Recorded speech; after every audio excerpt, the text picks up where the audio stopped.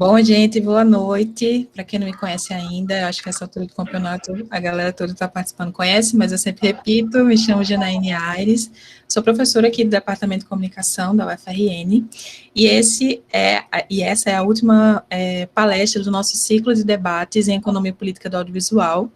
Esse projeto, esse evento, na verdade, é uma atividade desenvolvida pelo Grupo de Pesquisa em Economia Política do Audiovisual, e a ideia é que a gente possa debater temas contemporâneos do mercado audiovisual, né? Então, a gente se encontrou aí 4 dias, 4 encontros, para discutir questões contemporâneas, inicialmente o futebol, o mercado, né, dos direitos de transmissão, depois a gente falou sobre videogames, no último encontro falamos sobre TV por assinatura, e hoje a gente fala sobre a empreitada global da Netflix. Aqui a gente tem Melina, que é doutora pela UF, né, e também Chico, que é graduado aqui em Comunicação Social Audiovisual, a quem eu agradeço a presença de ambos.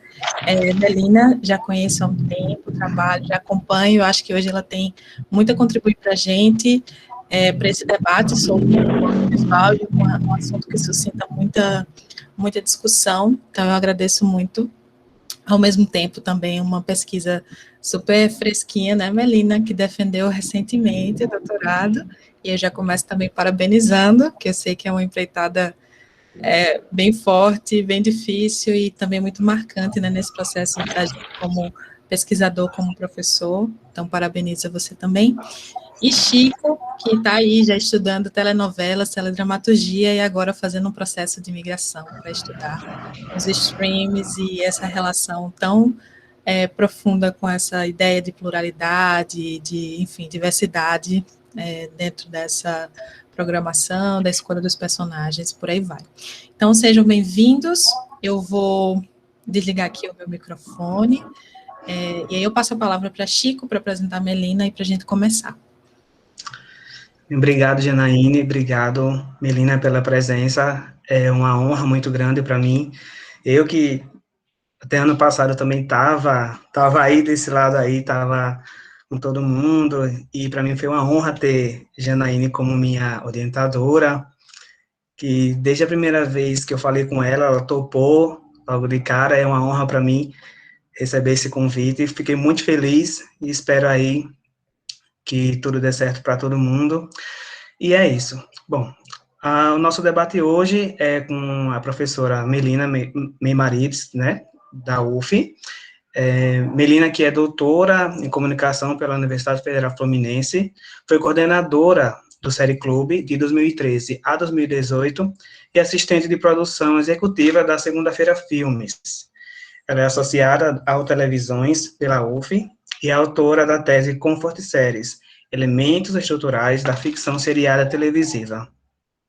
A mediação vai ser feita por mim, Francisco Everton, sou graduado em Comunicação Social, em Audiovisual pela UFRN, e a gente vai ter como base o texto A Empreitada Global da Netflix. Então, eu quero desejar as boas-vindas à Melina, e que vamos fazer disso aqui o melhor espaço possível para a gente aprender um pouquinho mais. Melina, com você. Obrigada, gente, obrigada pelo convite, obrigada pelos parabéns. Eu, recém-doutora, defendi a minha tese dia 1º de março. Minha tese não tem a ver com o que eu vou falar com vocês hoje. Eu, no doutorado, tanto no mestrado como no doutorado, eu estudo série, eu estudo narrativa, eu estudo construção de sentido. Então, o meu interesse é como a gente vê a série, por que a gente vê a série, como que isso impacta na forma como a gente enxerga o mundo. Mas eu venho estudando Netflix desde 2016, porque, assim, acho que quem está trabalhando com televisão, quem está trabalhando pesquisando, né, no Brasil com TV, não tem como você não se atrair pela Netflix ou pelo Globoplay, pelos streams. Hoje está muito na sua cara o tempo todo, então eu venho já com uma pesquisa paralela minha, né, estudando a Netflix. E aí hoje o que eu trouxe para falar com vocês é um artigo que foi publicado ano passado, e eu vou colocar aqui já a apresentação, Aí a gente pode começar. Assim.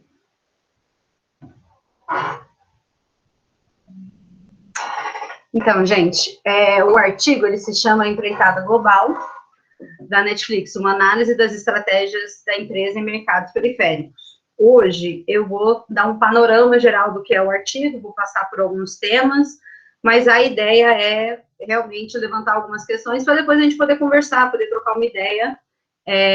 O artigo ele foi escrito por mim, pela Daniela Mazur e o Daniel Rios. Os dois são pesquisadores do Televisões, pesquisadores doutorandos lá da UF também.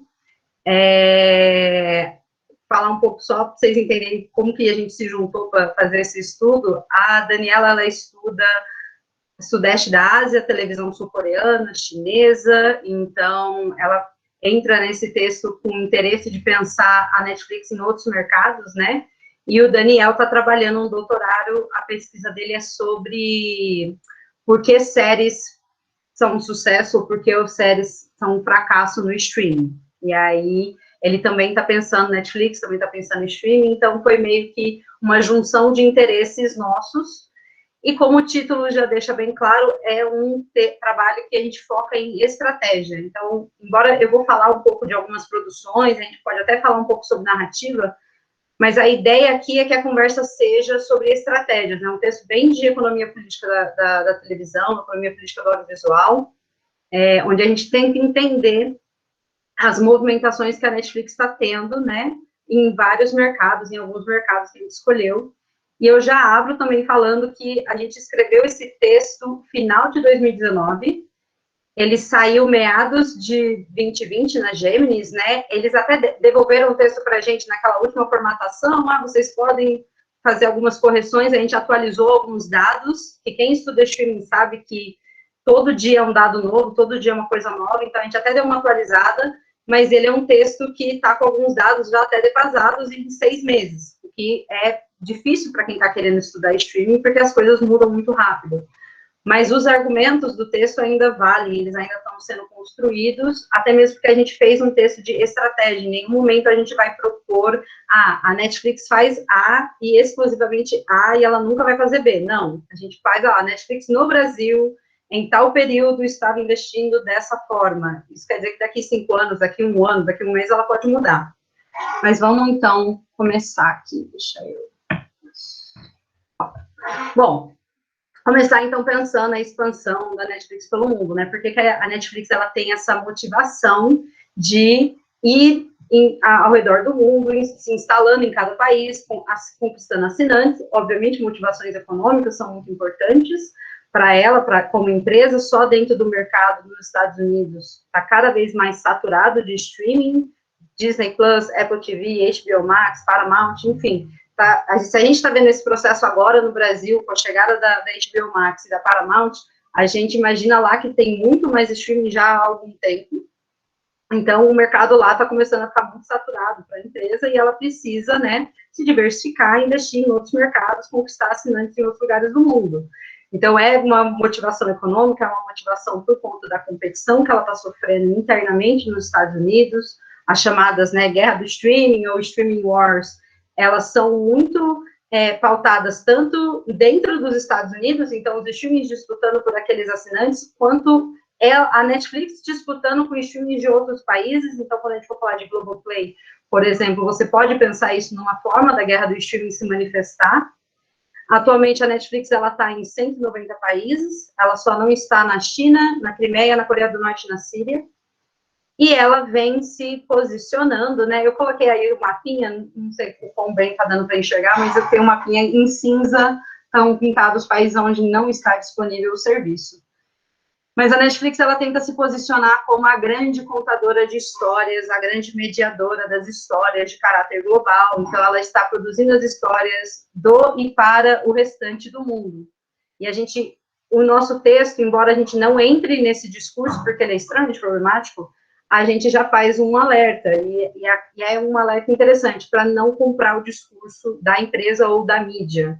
Geralmente, jornalista, crítico de TV, é muito fanista, é muito empolgado com a Netflix, e aí vem com umas coisas assim, agora a Netflix vai revolucionar o mercado audiovisual brasileiro, a Netflix vai ter um aquecimento, a gente vai produzir muita coisa. Calma, não é bem assim, a gente tem que entender que as coisas, é tudo, muitas disputas, nunca vai ser um processo muito fácil, nunca vai ser uma coisa que a gente pode aceitar de cara, e a gente tem que ter esse pensamento crítico o tempo todo, principalmente quando uma empresa dos Estados Unidos chega e fala, eu vou contar a história que os brasileiros não contam, ou que não conseguem contar, não tem investimento, enfim, tudo isso é muito problemático, por diversas razões que a gente vai ver aqui.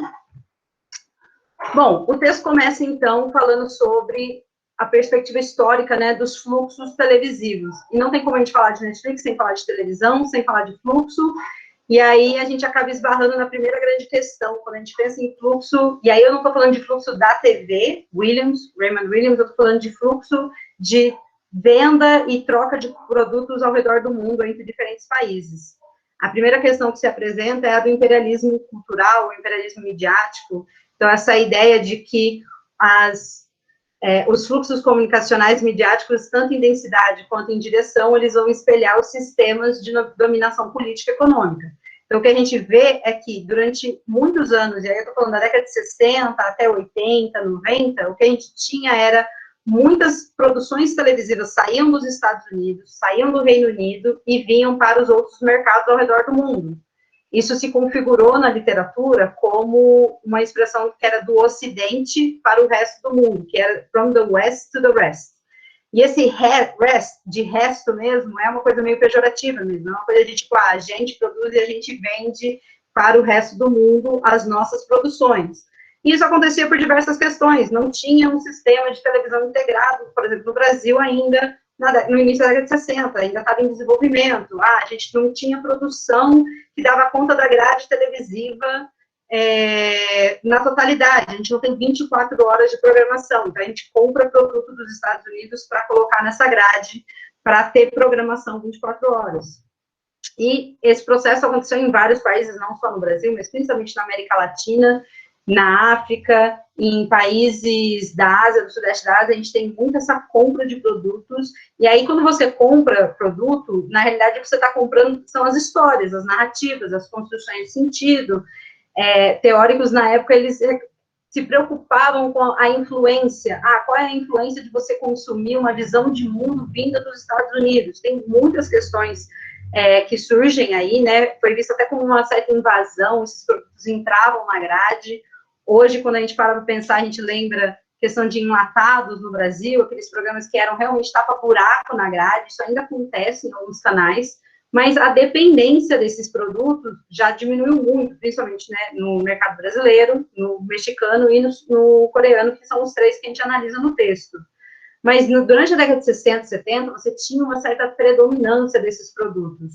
E aí, por isso que a questão de imperialismo cultural, ela é muito forte, e a gente abre o texto falando dela. Mas o mundo mudou, né? A gente está vivendo um mundo mais globalizado. A ideia de imperialismo cultural, ela já é muito contestada, principalmente porque, não é só porque eu assisto uma série que eu vou comprar as ideologias dos Estados Unidos. A gente tem uma percepção já diferenciada da esfera da recepção.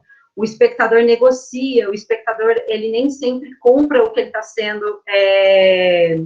o que ele está recebendo de mensagem, ele negocia esse sentido. Então, muitas teses surgiram aí de 90 para frente para contestar a ideia de imperialismo cultural. Uma das grandes ideias que surgem aí para a gente pensar, que é uma que a gente trabalha no texto, que é a noção de centro-periferia. Então, no texto, quando a gente fala que os Estados Unidos é um país central, a gente está se referindo ao centro de dominância, né, no mundo. Estados Unidos, Reino Unido, França, são todos países centrais. Países periféricos, então, são países que têm dificuldade de colocar as suas produções, né, fazer o contrafluxo. É mais fácil uma série dos Estados Unidos ser consumida no Brasil do que uma novela brasileira ser consumida nos Estados Unidos. Não estou falando que não acontece, é óbvio que acontece, há contrafluxo, mas ele é difícil, por isso que ele é um contrafluxo, ele não é o sentido, entre aspas, que foi estipulado como o sentido que a troca vai acontecer.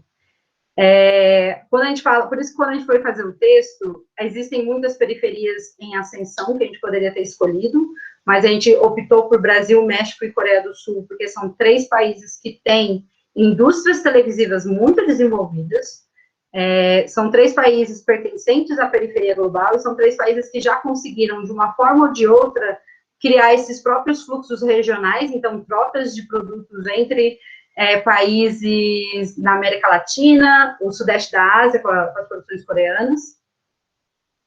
Outras questões que aconteceram, né, a gente tem, os países desenvolveram suas próprias sistemas de televisão nacional, então a dependência da programação dos Estados Unidos foi diminuindo, e aí eu falando de televisão aberta, tá, porque a televisão fechada, a gente sabe que a maior parte dos canais importa produtos de outros países. Mas o que a gente tem que ter em mente é que ainda há muita assimetria, né, tipo assim, a questão, é o que eu falei, o contrafluxo, ele é difícil por conta dessas assimetrias. A indústria televisiva dos Estados Unidos é muito mais bem organizada e bem estruturada, tem muito mais dinheiro do que a indústria televisiva brasileira. E isso acontece também nos outros países que a gente abordou. Mas há novos polos de produção televisiva, e aí México, Brasil, Coreia, Turquia é um polo, assim, não sei quem está atento às produções turcas que estão sendo consumidas ao redor do mundo. A produção turca fazendo muito sucesso na China, muito sucesso na Índia, muito sucesso no Brasil. São produções que estão chamando muita atenção, principalmente as novelas turcas, né, e as produções indianas. Então, a gente tem novos polos surgindo que estão produzindo conteúdo televisivo, que estão entrando agora. A gente tem, por meio do streaming, acesso a essas produções. Embora seja um acesso limitado, a gente tem que esperar ter uma legenda, tem que esperar ter uma dublagem, dependendo da produção, mas a gente está tendo mais acesso, coisa que 10 anos atrás a gente não tinha. Então, a gente tem que ter sempre isso em mente. Por um lado, o avanço tecnológico, ele vem, ele nos proporciona esse acesso, por outro lado, a gente ainda precisa de muitos mecanismos, né, para garantir que ele aconteça de uma forma agradável, digamos assim, porque você vê um episódio e aí ter que esperar muitos meses não é o ideal. O legal é que você tenha acesso a esse conteúdo já pronto, já dublado, já traduzido, assim que ele é lançado, ou tenha menos tempo de espera, enfim. A gente vai falar sobre tudo isso. Mas uma das grandes teorias que está agora circulando a questão do streaming é o imperialismo de plataforma. E aí a gente tem que parar para pensar que é um sul-coreano falando que o imperialismo ele não acabou. O imperialismo dos Estados Unidos, do Reino Unido, dos países europeus, de chegar nos países e dominar e falar, vocês têm que viver assim, as coisas têm que funcionar assim, isso agora está acontecendo por meio das plataformas. Então a gente para pensar, quais são as plataformas que a gente usa todo dia? YouTube, Spotify, Twitter, Facebook, WhatsApp, são todas dos Estados Unidos. Então, há realmente um domínio dessas plataformas, e a gente fica o tempo todo dando dado, dando informação, dando nossas coisas, tudo de graça para eles, para a gente poder usar a plataforma. E essa é uma questão legal para a gente pensar também na Netflix, principalmente em alguns mercados.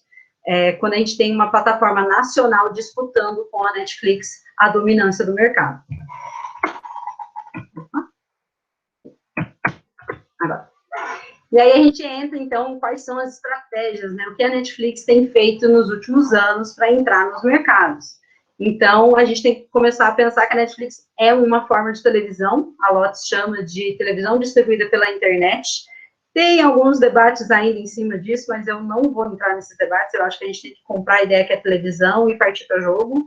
A própria Lotus propõe a ideia de televisão linear e não linear. Então, linear seria aquela televisão que ainda é presa ao fluxo da TV, que tem uma programação 24 horas, que você consome, que você não controla, você não escolhe o que você quer ver, você depende de alguém que montou a grade e você tem que assistir o que está passando. E televisão não linear, então, seria aquela televisão que sai do fluxo, que é um catálogo de produtos, e você, espectador, está no controle, você escolhe o que, o quanto você quer assistir, quando você quer assistir, como você quer assistir, se quer assistir pausando, se quer passar para frente, você está no controle dessas produções. Se quer ver o último episódio primeiro, você pode, não tem regras, digamos assim. E aí, a própria questão das streaming wars que eu já mencionei, que estão pautando essas mudanças. Então, a gente está tendo muita disputa por conteúdo hoje em dia, principalmente no mercado dos Estados Unidos.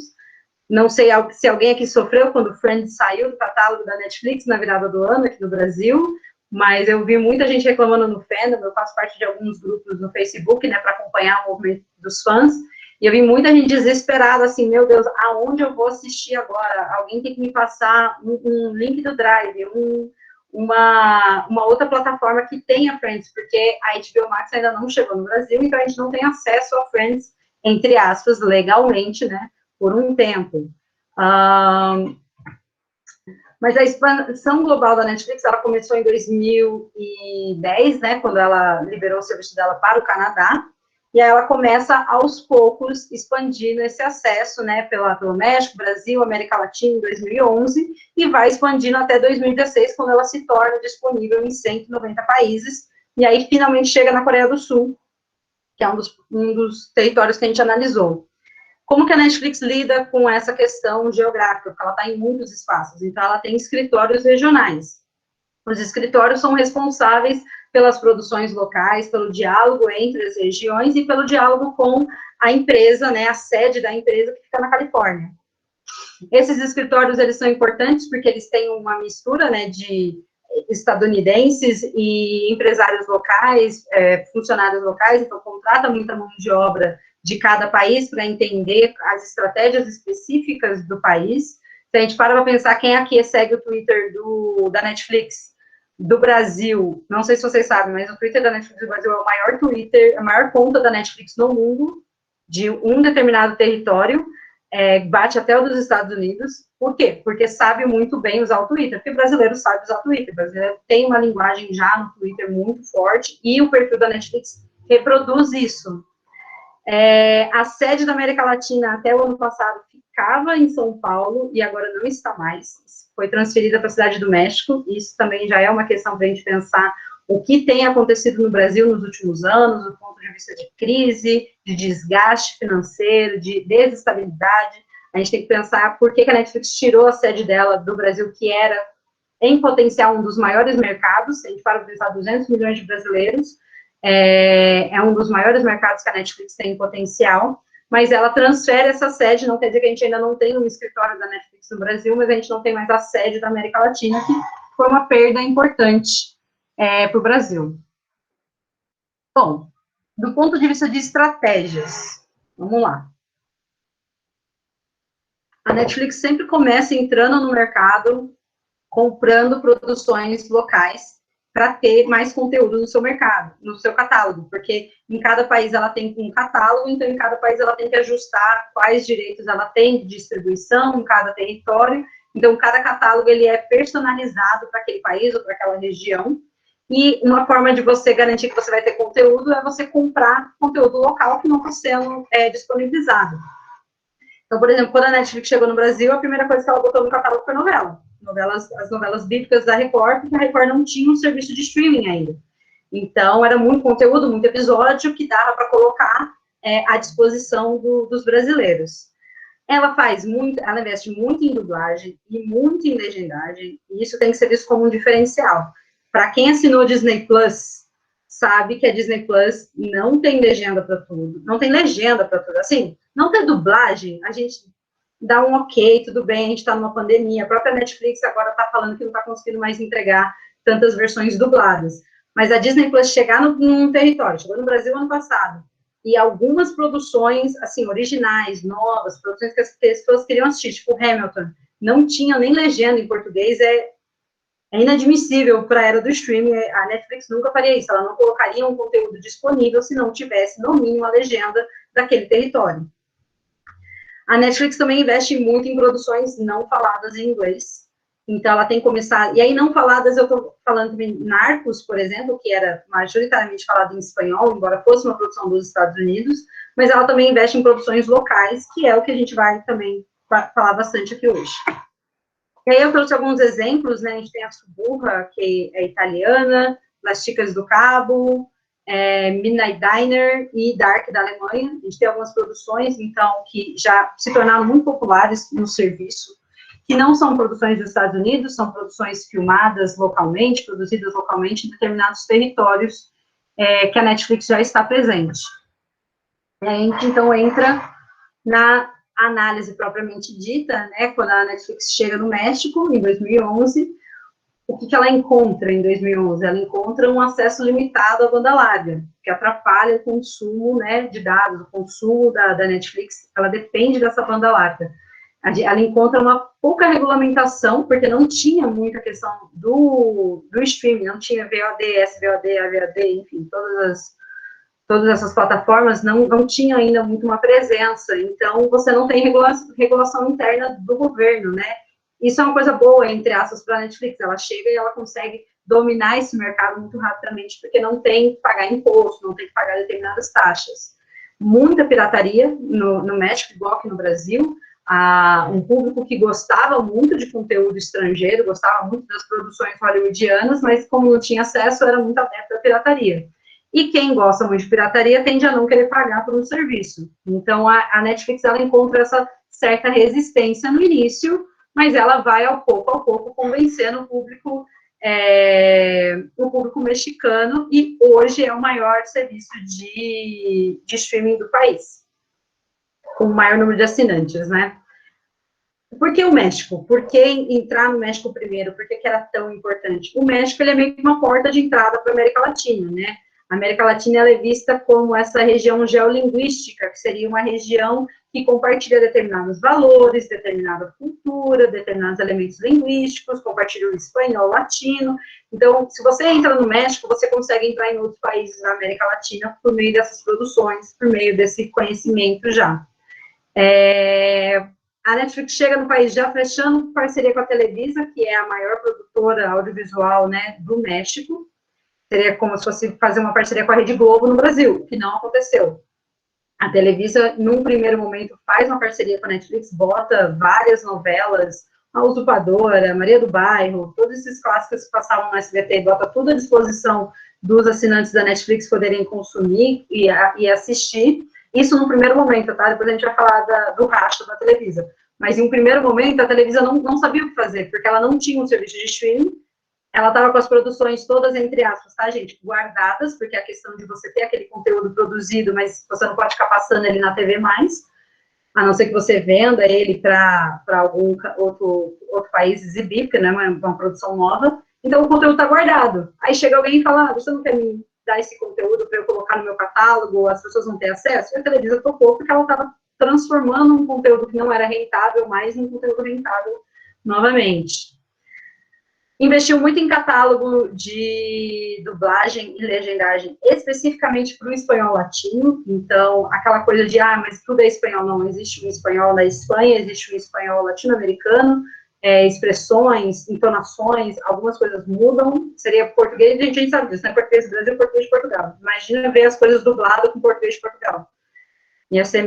Para mim, ia ser meio estressante. E o conceito de proximidade cultural que a gente trouxe no texto para pensar por que a Netflix investe em dublagem, por que a Netflix investe em conteúdo local.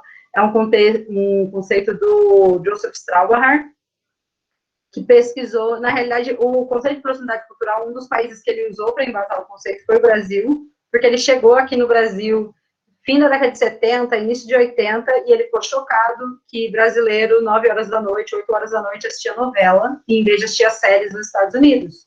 E ele queria entender por quê. Por que a gente escolhia ver uma produção brasileira, em vez de ver uma produção dos Estados Unidos, que tinha muito mais dinheiro investido, né, digamos assim. E aí ele propõe a ideia de proximidade cultural, que as pessoas tendem a escolher produções locais em favor das estrangeiras.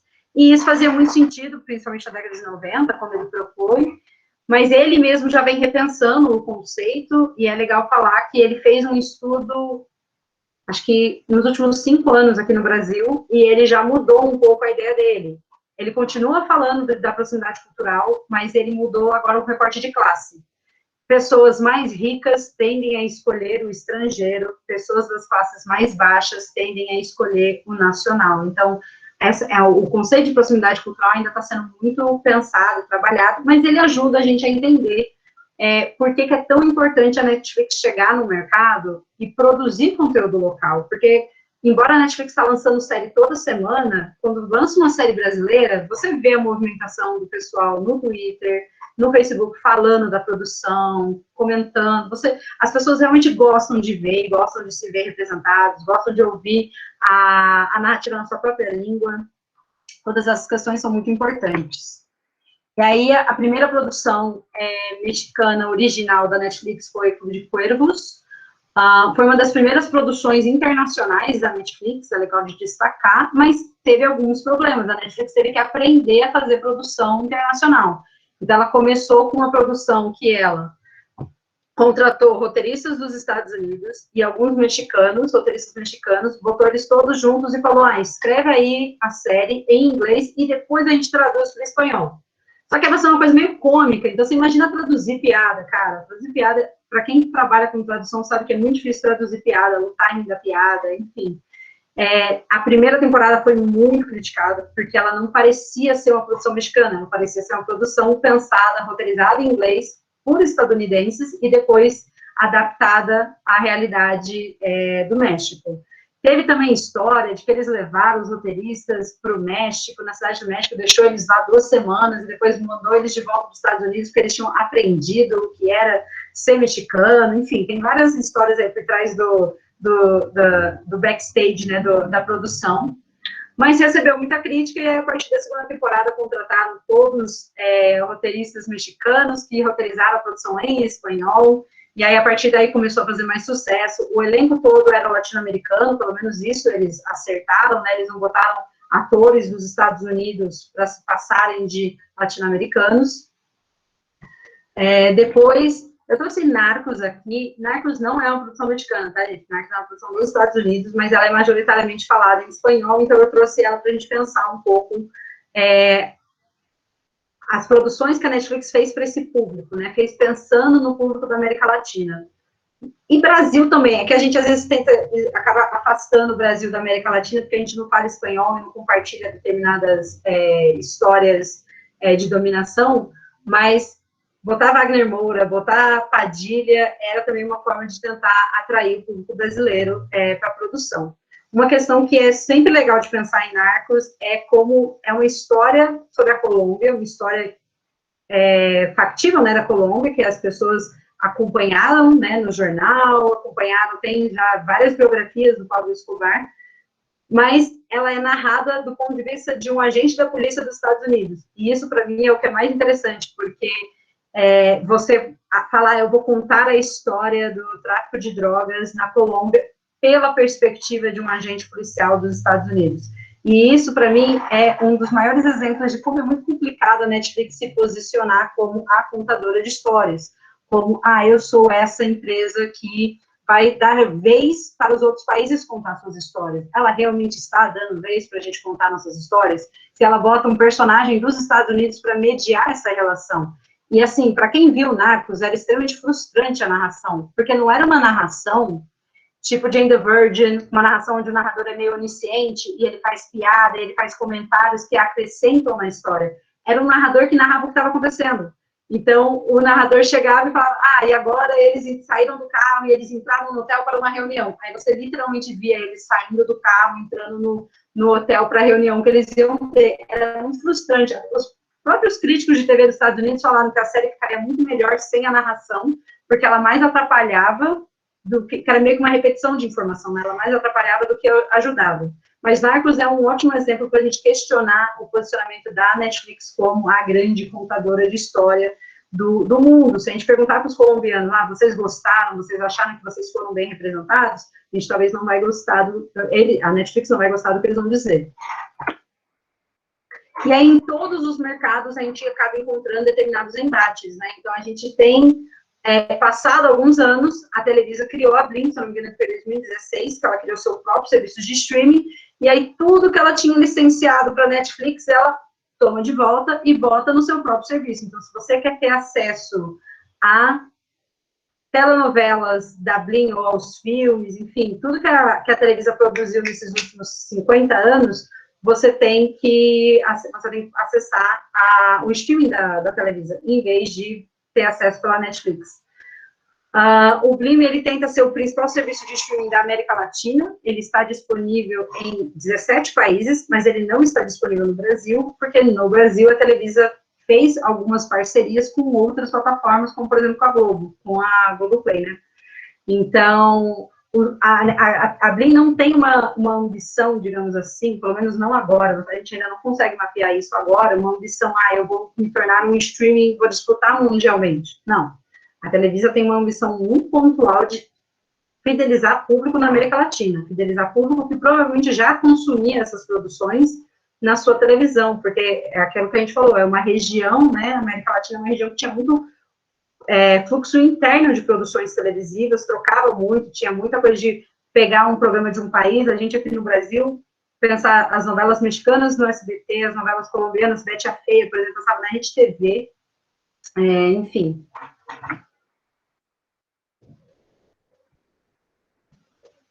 Daí a gente chega no estudo de caso do Brasil, a Netflix também chegou aqui em 2011, e, novamente, a gente tem algumas desvantagens no mercado e outras vantagens. As principais desvantagens era banda larga muito limitada, as pessoas não usavam cartão de crédito, e isso parece uma coisa muito surreal hoje, com o Nubank, com vários cartões novos, que você nem tem um banco físico, mas isso em 2011, 10 anos atrás. Não sei se vocês sabem disso, se alguém aqui se lembra, mas em algum momento você podia pagar Netflix via boleto, porque as pessoas não tinham cartão para poder fazer a assinatura, né? Baixa penetração de Smart TV, as pessoas não tinham acesso à televisão Smart para poder ter o aplicativo. Sim, pirataria, né, gente? O brasileiro ama pirataria, nós somos o país, um dos que mais faz pirataria no mundo até hoje. Só pensar em Game of Thrones passando os episódios e você tinha, no mesmo dia, o episódio já disponível, passava de domingo à noite, sei lá, de madrugada, você já tinha esse episódio disponível com legenda. É surreal o nível de profissionalismo que a gente tem no Brasil de pirataria, de legendagem. Mas, assim, tinham essas desvantagens, a Netflix, ela lida com elas, então você podia pagar ela por boleto, ela investiu em para várias empresas aumentarem a fibra ótica, aumentar a extensão da banda larga no país, então ela teve, entre aspas, esse investimento na nossa rede de internet, também investiu, fez parceria com várias empresas para baratear o preço da Smart TV, tudo para tentar lidar com essas desvantagens, né? Mas tinha algumas vantagens. Então, a principal é aquela coisa que eu já falei, o Brasil é um dos principais públicos em potencial para a Netflix. No mundo, um dos maiores mercados em potencial. Brasileiro gosta de TV, gosta de cinema, gosta de produção estrangeira, a gente está acostumado a assistir, mesmo se você falar, não, mas quase ninguém tem televisão fechada, é verdade, 20% de penetração de televisão fechada no Brasil hoje, menos, na verdade, né, está caindo a cada ano, mas a gente para pensar que, por conta dessa baixa penetração, a Netflix fica mais interessante, né? Eu vou pagar R$200 para ter 300 canais na Sky, ou eu vou pagar R$30 para ter a Netflix e ter acesso a toda uma imensidade de conteúdo que eu mesmo escolho o que eu vou assistir. O público, ele era meio, entre aspas, esse público, né? Ele era, entre aspas, menosprezado pela TV aberta. Então, o que eu quero dizer por menosprezado?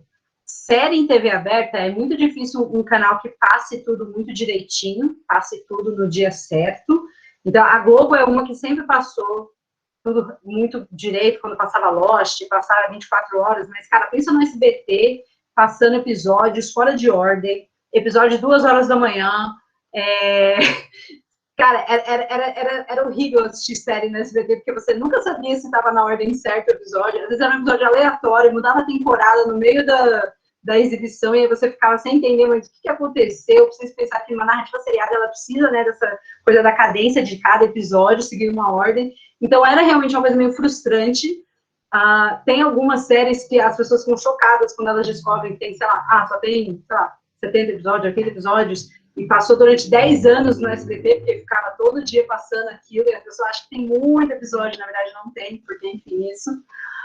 E o Brasil tem uma comunidade online muito participativa, o que é um dado muito importante, porque quer dizer que a gente tem certas facilidades. Aí eu tô falando também do público jovem, tá, gente? A gente tem um público jovem que é muito ativo, que gosta de internet, que sabe usar, que quer mexer. Então, tem muita gente que tem uma certa resistência a ir para o streaming, mas isso já pode ser feito um recorte de idade aí, tá? Talvez minha avó não vai ver Netflix, minha avó não vê Netflix, mas a minha mãe já vê de vez em quando, eu assisto todo dia, então a gente encontra um público no Brasil, principalmente jovem, que gosta muito de streaming, que consome muito, porque já está nas mídias, já está nas redes sociais, já está na internet. Como que começou no Brasil? Então, vamos pegar produções que brasileiro gosta. quais são as produções brasileiras que eu gosto? Produções que já foram exibidas no Brasil. Então, Friends, Um Maluco no Pedaço, Grey's Anatomy. Ou são séries que passavam na TV aberta, tipo Maluco no Pedaço, Todo Mundo Odeia o Chris, ou são séries que passaram muito na TV fechada, tipo Friends, que passou na Sony, passou na Warner, enfim. Então, vamos colocar essas séries no streaming na Netflix para atrair o público brasileiro.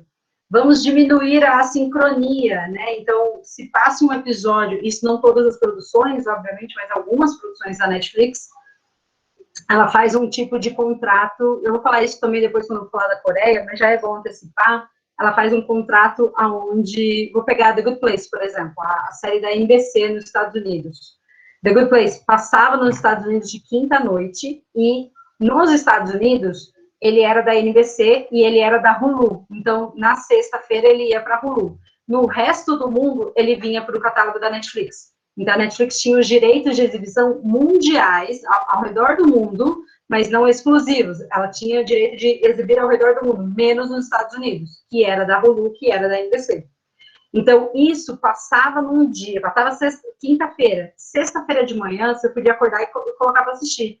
Quem viu muita série na TV fechada, sabe que isso era coisa de 4, 5 meses. Você tinha que esperar. Começou o Grey's Anatomy em setembro, chegava no Brasil em janeiro. O primeiro episódio da temporada chegava no Brasil em janeiro. Em um mundo cada vez mais conectado, com todo mundo no Twitter, não tem mais como ter tanto tempo de espera entre um episódio e outro, porque senão você pega spoiler de tudo que vai acontecer, não tem nem como lidar com isso.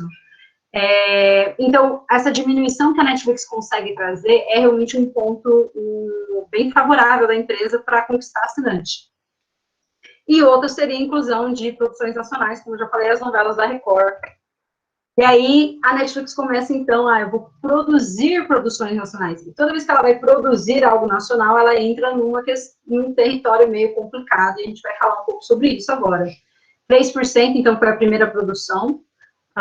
Não sei quem sabe disso, mas 3% ele era de estudantes de cinema da USP, que fizeram, tipo, um vídeo da série inicial, o piloto, gravaram o piloto, que disputou alguns festivais, acho que em 2011, 2012, por aí, e ficou muito famoso. Eu lembro que eu estava na faculdade em 2011 e meu professor levou para a gente assistir 3%, o piloto, né?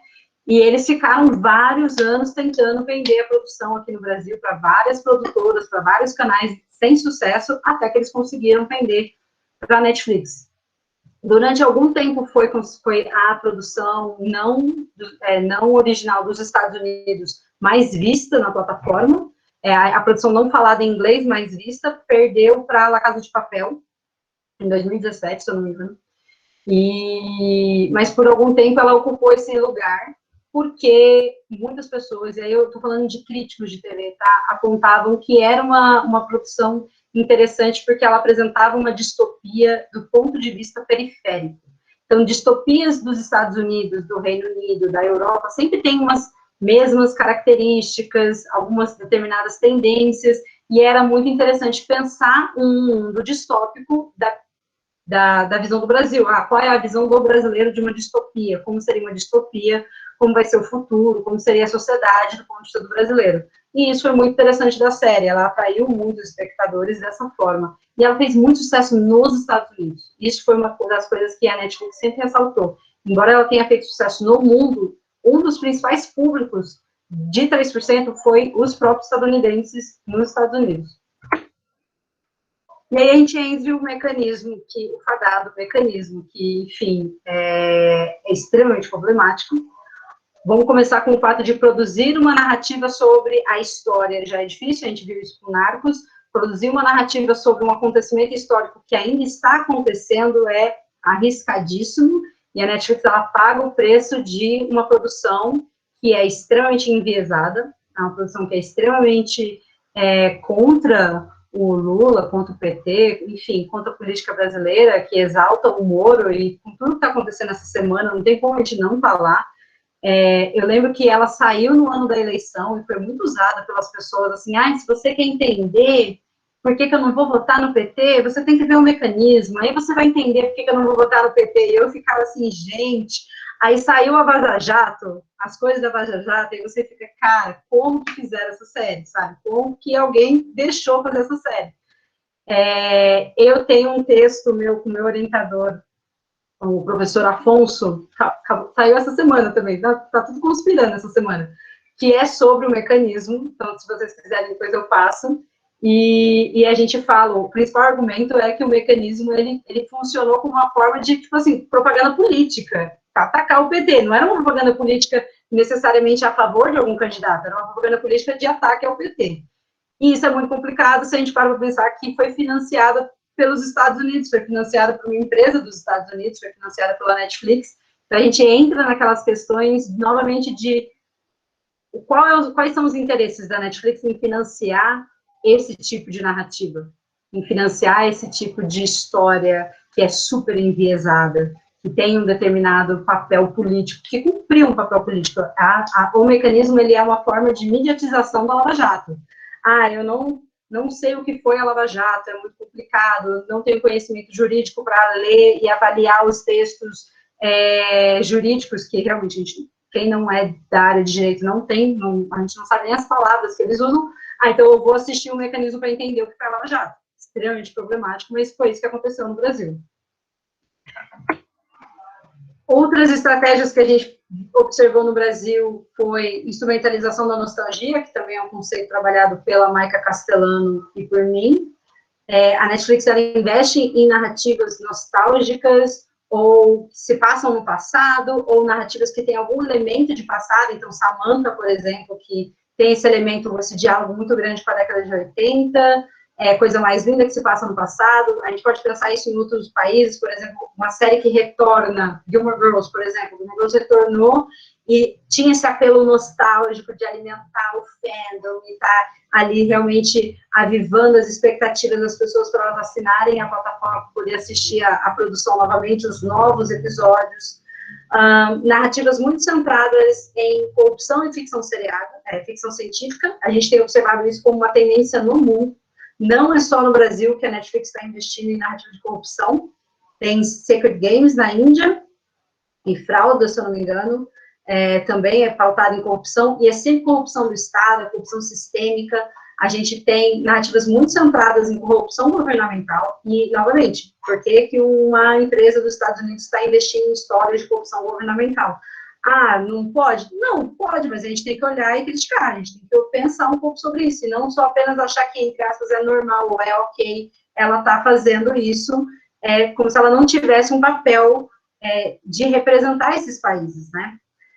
Narrativas com interesses locais e temáticas locais, temáticas nacionais, e aí a gente pode pensar em duas que, né, são mais recentes, então, Sintonia, a questão da periferia, e Cidade Invisível, mais recentemente, que a gente pode também conversar depois sobre isso, o quão complexo é contar uma história nacional, uma história local, e você vem alguém de fora, cara, é muito complicado, eu não vou entrar em detalhes sobre Cidade Invisível, mas assim, é muito complicado. E a gente vê as críticas que surgem a essa produção por conta de uma falta de, digamos, localidade, de falta de profissionais do local para olhar o roteiro, olhar a narrativa, trabalhar realmente na produção. Não sei se alguém viu isso, mas um dos roteiristas de Coisa Mais Linda falou que os roteiros tinham que ser escritos em português, eles eram passados para o inglês para os executivos dos Estados Unidos aprovarem o roteiro, aí esse roteiro ia ser produzido, então ele tinha que ser, digamos assim, palatável ao leitor dos Estados Unidos, ao produtor dos Estados Unidos, e ele falava que eles ficavam pedindo, a gente quer fazer Coisa Mais Linda, vai ser uma novela de alta classe, upper scale, soap opera. E aí eles queriam que Coisa Mais Linda fosse uma novela. Então você imagina um americano chegar pro brasileiro e falar, eu vou ensinar você a fazer uma novela. É um absurdo isso, mas é o que acontece. É um absurdo. Mas foi o que aconteceu com Coisa Mais Linda, e um dos próprios roteiristas criticou muito isso, esse processo, né? Mas é essa visão que eles têm. Eles estão, entre aspas, ensinando a gente a fazer televisão. Extremamente problemático. Quais são os embates locais que a gente tem no Brasil? Bom, Grupo Globo, Globoplay, né? O maior monopólio que a gente tem de televisão no Brasil. Globoplay não sei quem está acompanhando, mas está mandando muito bem em parcerias, né? Então, eu coloquei esse print do Twitter, que estava anunciando algumas parcerias que estão em negociação, mas a gente já teve parceria com a Disney Plus, né, ano passado, quando a Disney chegou, ela e a Globoplay se juntaram para você poder fazer um plano mais acessível e ter acesso às duas plataformas, e isso não aconteceu com a Netflix, a Globoplay não tem esse tipo de relação com a Netflix. A gente tem produções exclusivas da Globoplay, então a Globoplay foi comprar direito de algumas séries muito, tipo, The Big Bang Theory, por exemplo, muito de grande audiência no Brasil, para ter na sua plataforma, para a Netflix não ter. É isso quando a gente fala de guerra de streaming no Brasil. Guerra de streaming no Brasil, tem os players locais, sei lá, o Play Plus da Record versus a Globoplay, onde a gente tem também esses embates entre países. Então, a gente tem a Globoplay versus a Netflix nessas compras de direitos exclusivos de licenciamento de conteúdo. A gente está vendo uma movimentação agora de demandas de regulação interna, então a gente tem uma preocupação de que a Netflix vai vir e vai meio que saturar o mercado brasileiro, então tem uma preocupação de que a Netflix não paga imposto, ou se ela paga imposto, ela não paga imposto que nem os canais de TV pagam, ou que nem os canais da televisão fechada pagam. Tem uma questão da disputa em torno do Condecine, então, se tudo que passa na televisão tem que pagar uma taxa, a Condecine, tem que pagar para o FSA, tem que pagar para a Ancine essa taxa, por que a Netflix não paga? Porque olha a quantidade de conteúdo audiovisual que ela está disponibilizando. Tem demandas também por cota de produção nacional, igual na televisão fechada. Se a televisão fechada tem que produzir 3 horas e meia de conteúdo nacional com produtoras independentes brasileiras por semana, por que a Netflix não tem também uma cota de conteúdo nacional que é obrigada pelo governo? Tudo isso está em debate, o Senado está em debate, acho que a pandemia deu uma zoneada, isso estava um pouco mais em voga em 2019, estava faltando muitos debates, e agora com a pandemia isso está um pouco mais parado, mas está tudo sendo já debatido no Congresso e no Senado. E aí uma questão que eu trago para vocês a gente tem que enxergar a Globoplay se manifestando, se movimentando, né, tentando não perder tanto espaço para a Netflix e conquistar assinantes. Mas o que acontece quando a Netflix exibe um comercial de 3 minutos no Big Brother, num dia de muita atenção no Big Brother, e a Paramount, acho que ontem ou antes de ontem, a Paramount também exibiu no intervalo do Big Brother, já teve a Amazon, várias plataformas de streaming estão exibindo comerciais com o público direcionado, então o público jovem está acordado vendo Big Brother 11h30 da noite, meia-noite. O que isso quer dizer para a gente quando a gente pensa em mercado? E aí a maior coisa que a gente tem que falar é que a gente tem que separar a Globoplay de TV Globo. Ah, mas faz tudo o Grupo Globo. Faz tudo o Grupo Globo. A Globo quer ganhar dinheiro. Então, ela vai dar um jeito de ganhar dinheiro. Ela não perde assinante da Globoplay se você estiver vendo esse comercial na TV aberta, porque quem está vendo o Globoplay está vendo o pay-per-view, quem está vendo na TV aberta está vendo na TV aberta. Então, ela não perde público e ela ganha muito dinheiro, porque cada minuto, cada 30 segundos durante o Big Brother é extremamente rentável para a empresa. Mas é também uma coisa que eu trouxe para a gente pensar junto, para a gente questionar. E aí, entrando no último exemplo, então, que a gente analisou, que é a Netflix na Coreia do Sul. Ela chega lá só em 2016, então chegou depois do que chegou nos outros mercados.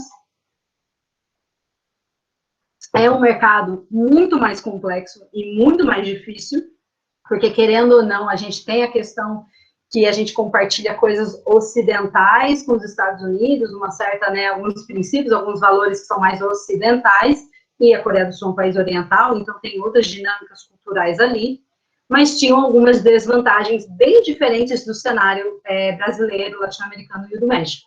Então, a primeira coisa a Coreia do Sul tem 100% de penetração de TV fechada. Todo mundo teve TV fechada. Então, para um serviço de streaming chegar e te convencer a pagar ele, você vai ter que ter um catálogo muito bom. Streamings locais já eram consolidados, então você já tinha alguns serviços de streaming que já eram muito usados na Ásia, principalmente na China e na Coreia do Sul. Eles assistem muita televisão em smartphone a caminho do trabalho, no metrô. É muito comum as pessoas ficarem assistindo TV em smartphone. Tem narrativas que são pensadas para smartphone, então elas são menores, elas têm uma qualidade que é melhor para o celular, ela é feita para o celular, ela tem uma duração menor. Já tem todo um consumo lá que era muito competitivo, diferente do Brasil, diferente do México, quando a Netflix chegou aqui em 2011. A Netflix chega com um catálogo quase sem opção local, com dramas antigos, coisa velha que as pessoas não queriam assistir, então não era nada atrativo. E a Netflix chega lá com uma forte indústria audiovisual televisiva já consolidada, que dava para disputar com a Netflix.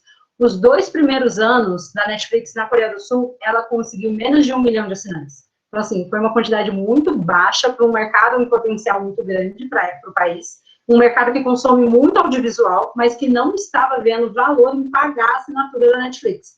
Além de, tem uma questão também aí regional da Ásia, do Sudeste da Ásia, de não querer pagar por um serviço dos Estados Unidos ou de outros países estrangeiros e preferir o local, que é, de novo, a questão de proximidade cultural.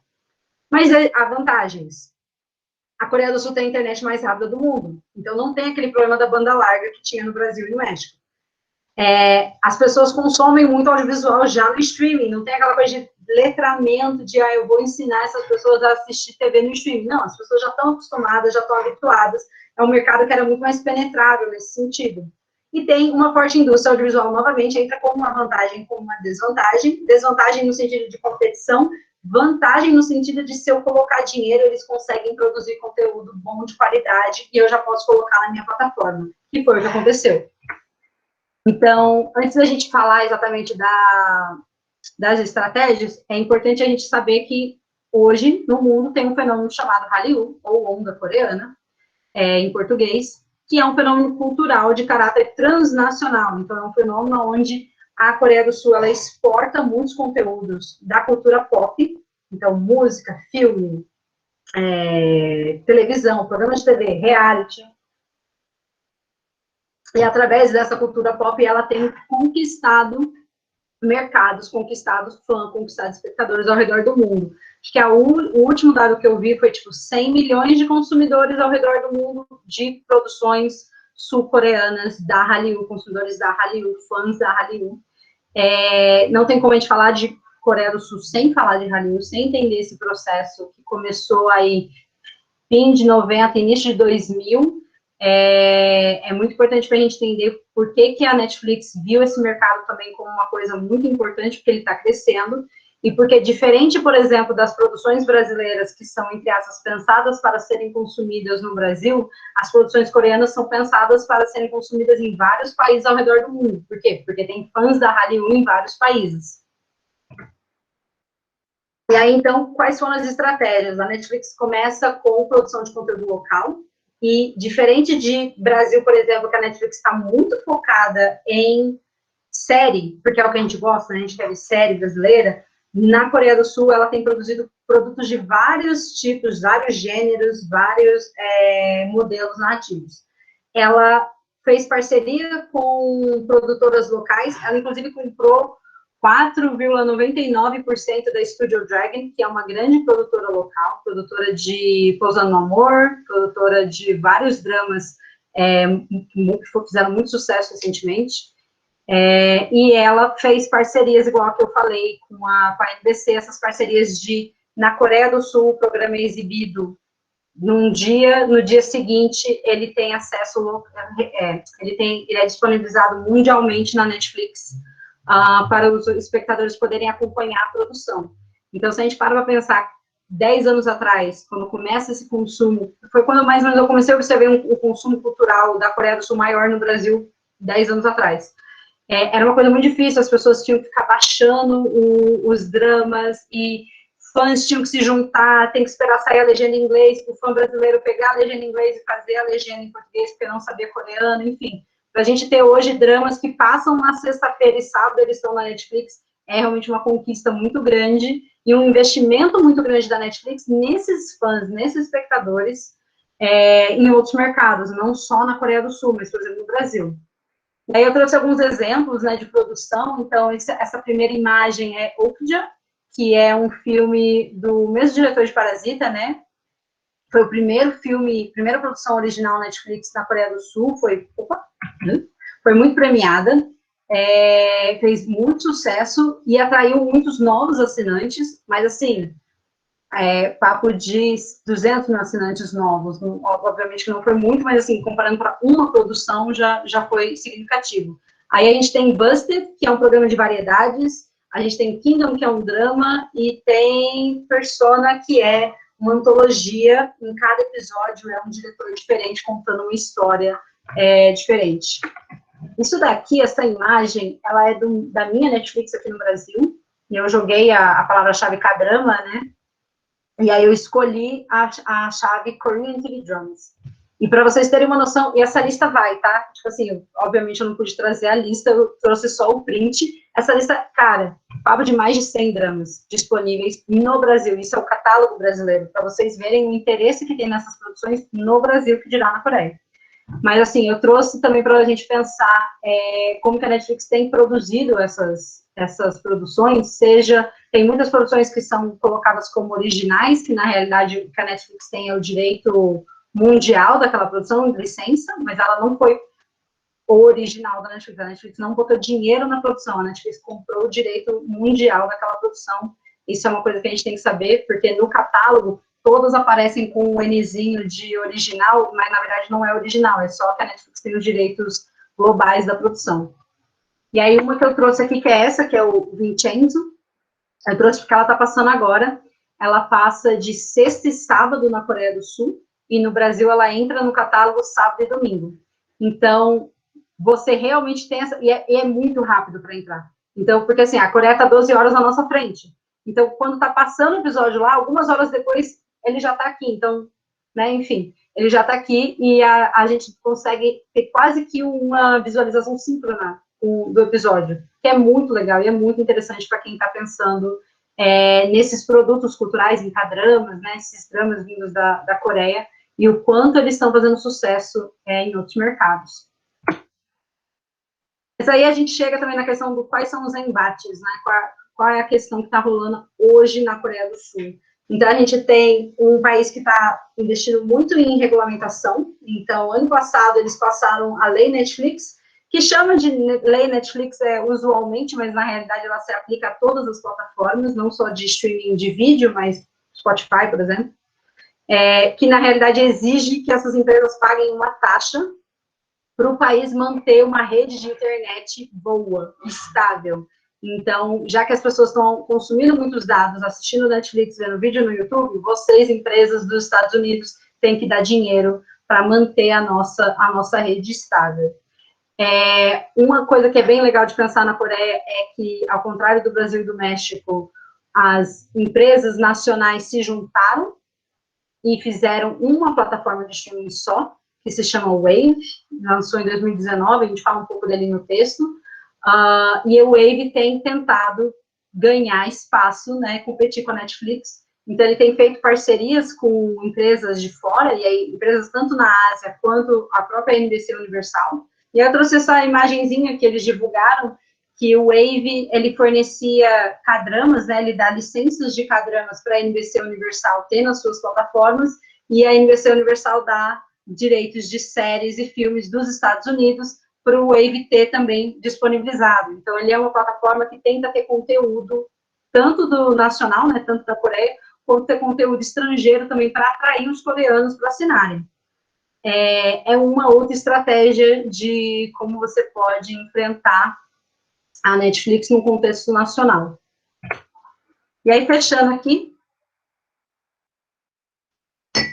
algumas coisas que são legais da gente pautar é que a Netflix ela tem muito interesse nesses mercados periféricos. Hoje em dia, se vocês me perguntassem qual é o mercado que a Netflix mais está se interessando, eu vou dizer que é a Coreia do Sul. Ásia, assim, região do mundo, Ásia. E aí, qual o mercado? Na Ásia, Coreia do Sul, porque a Coreia do Sul, por meio da Hallyu, ela entra em vários países. Tanto países do Sudeste Asiático, Taiwan, China, Japão, quanto ela também entra em países Brasil, Argentina, Europa. A gente tem muitos consumidores da Hallyu espalhados pelo mundo. Então, eu acho que é uma forma da Netflix garantir produção de conteúdo que vai ser interessante para além daquele território. Produções locais, a gente tem que pensar em algumas questões. O incentivo de produção local, é muito bom que a Netflix está investindo em produção local no Brasil. A gente está vendo um pouco de um aquecimento do mercado, a gente está vendo produções novas sendo contadas, não mais só aquelas produções que a Globo quer contar, e isso é certamente uma coisa boa, mas a gente tem que pensar na americanização, digamos assim, dessas histórias. A Netflix, ela é muito mediadora, ela tem uma mão mediadora na história, a história tem que ser palatável para públicos para além do Brasil, então eles mexem no roteiro, eles determinam determinadas mudanças na história para ela ser mais palatável, talvez nos Estados Unidos ou na Europa, enfim.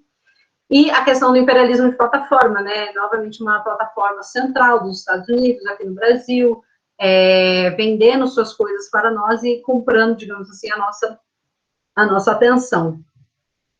E aí eu só queria frisar realmente essa diferença nas estratégias locais. Tanto no México quanto no Brasil, a estratégia é a empresa que tem o monopólio da televisão resolve criar o seu sistema de streaming. A Televisa criou o Blim, e no Brasil a Rede Globo criou a Globoplay para combater a Netflix. E na Coreia do Sul a gente vê como as empresas locais elas se juntaram, as 3 maiores emissoras de TV e a maior empresa de telecomunicação se juntou para formar, eles cada um tinha suas próprias plataformas, as plataformas se juntam, se fundem e formam um Wave. É outra forma de pensar o conflito, é outra forma de pensar o problema, porque você tem essa questão dessa união desses conglomerados frente ao estrangeiro, a empresa estrangeira, a empresa que vem de fora, enfim, para tentar disputar, para tentar conquistar assinantes. Qual estratégia vai dar certo? Não tem como a gente saber agora, mas são estratégias interessantes para a gente pensar como cada país está tentando lidar com essa chegada da Netflix, com essa expansão global da Netflix. E é isso, gente. Isso que eu preparei para hoje. Ah, peraí.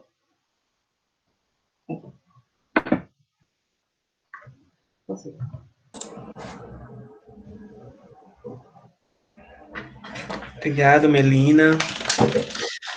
Muito bom mesmo a gente ouvir tudo isso aí.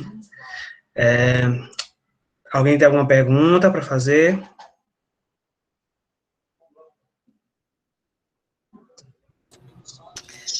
O povo está super comentando aqui no chat.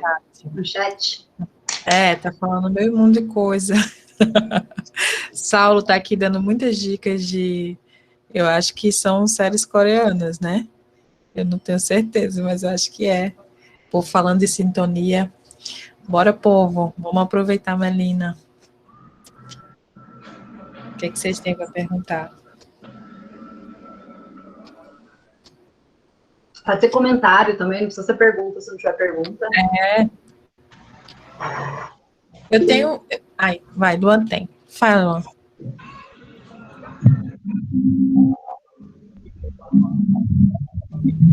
Sobre imperialismo cultural, que é um negócio muito vigente ali na década de 70, só que foi caindo em desuso, porque as pessoas começaram a contestar isso. Só que no final você fala também sobre como a Netflix tem essa mão moderadora de decidir o que vai ser colocado na plataforma dela ou não. Você acha, então, que esse imperialismo cultural ele ainda é marcante hoje em dia? Eu acho que sim. Eu dialogo bastante com a visão da Lundin, de imperialismo de plataforma, a gente pensar que, no final do dia, quem está tomando a decisão é uma empresa dos Estados Unidos, então a Netflix ela decide qual série brasileira vai ser produzida e qual série não vai ser, qual história vai ser contada e qual não. Então, eu entendo muito a visão dele de imperialismo de plataforma, mas eu também acho que a gente pode voltar e pensar imperialismo cultural num novo contexto, que é essa tentativa dele. A tentativa dele é tentar atualizar a discussão, porque em algum momento a academia ela meio que se revolta contra a discussão de imperialismo cultural e fala, isso não funciona mais, agora é um globalizado, pós-colonial, várias outras teorias surgem. Então, eu acho que a gente tem que pensar por esse lado. Teve um pesquisador conhecido meu que, quando saiu esse texto, ele virou para mim e falou assim, eu não entendi por que você fala de imperialismo cultural no seu texto. E eu que, nossa, como assim eu não entendi? Tem tudo a ver quando você pensa em Netflix, uma empresa estrangeira chegando, tem tudo a ver com imperialismo, porque era isso que os países faziam, né? Isso era o avanço imperialista.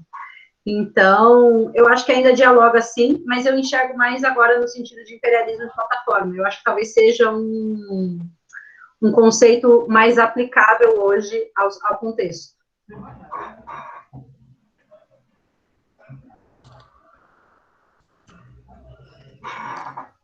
Muito bom. Melina, Pablo, ele está perguntando um pouco da concorrência entre a Amazon e a Netflix, em relação às produções brasileiras. O que é que você acha se a Amazon, se ela vai incluir mais produções brasileiras no catálogo deles? Olha, todos os streamings estão com projetos de produções brasileiras. A pandemia atrapalhou um bocado, mas todos eles estão, inclusive a Disney Plus. A Disney Plus já tinha projeto de série brasileira antes de lançar no Brasil o sistema deles, a plataforma. Porque já é meio que uma tendência de que esses streamings vão ser obrigados a ter conteúdo local, então eles já estão meio que se precavendo e já correndo atrás. A Disney, acho que ela estava com mais de 10 projetos aqui no Brasil em desenvolvimento.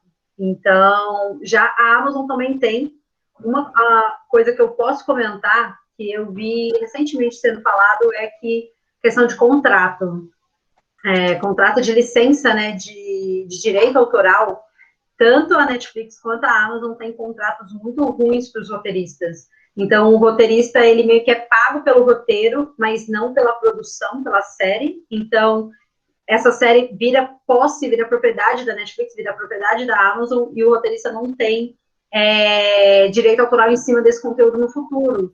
O que quer dizer que aquela produção nunca volta para ele não pode depois vender para uma outra plataforma, e isso é muito complicado.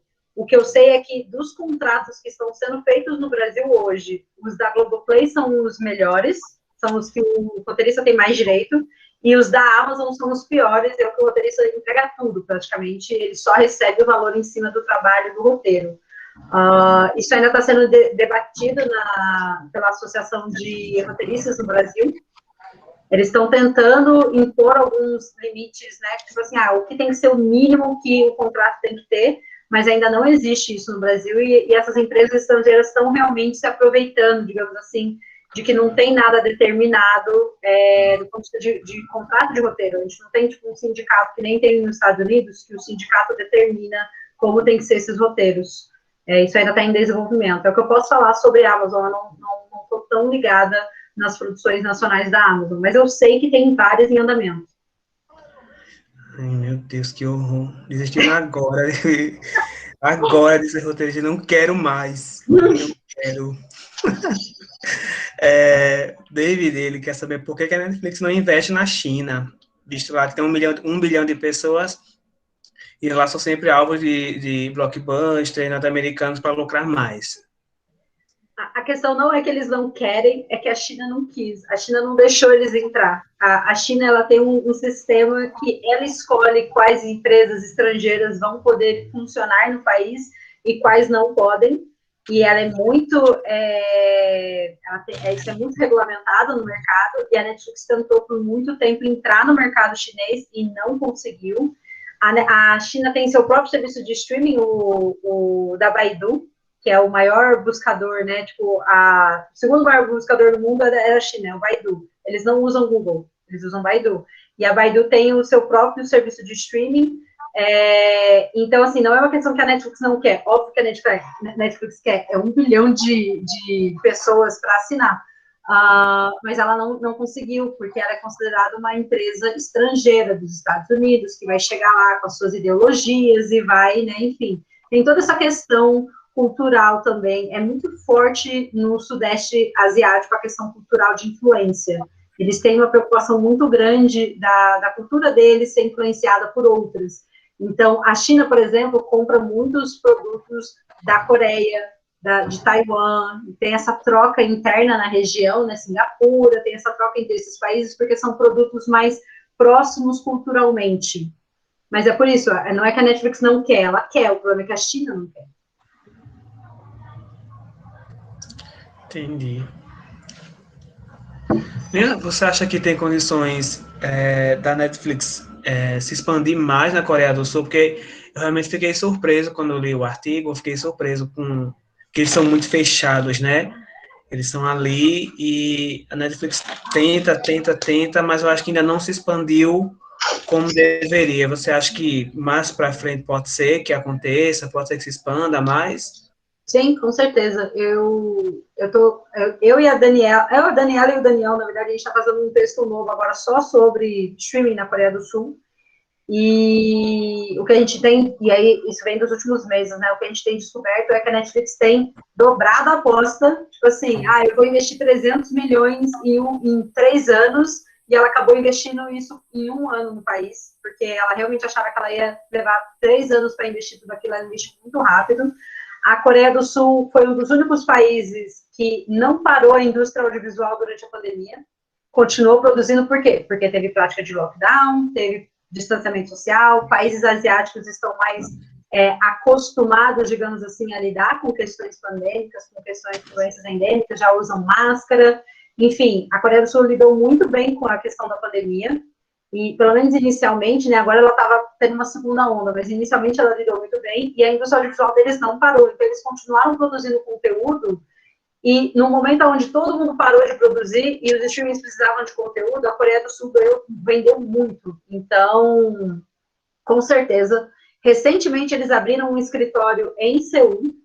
O escritório, se eu não me engano, da Sudeste da Ásia fica em Singapura, mas eles abriram um escritório novo em Seul só para cuidar das questões de como a Netflix vai usar, entre aspas, digamos assim, a Hallyu para espalhar conteúdo sul-coreano pelo mundo e como que ela vai conquistar novos assinantes na Ásia por meio desse conteúdo.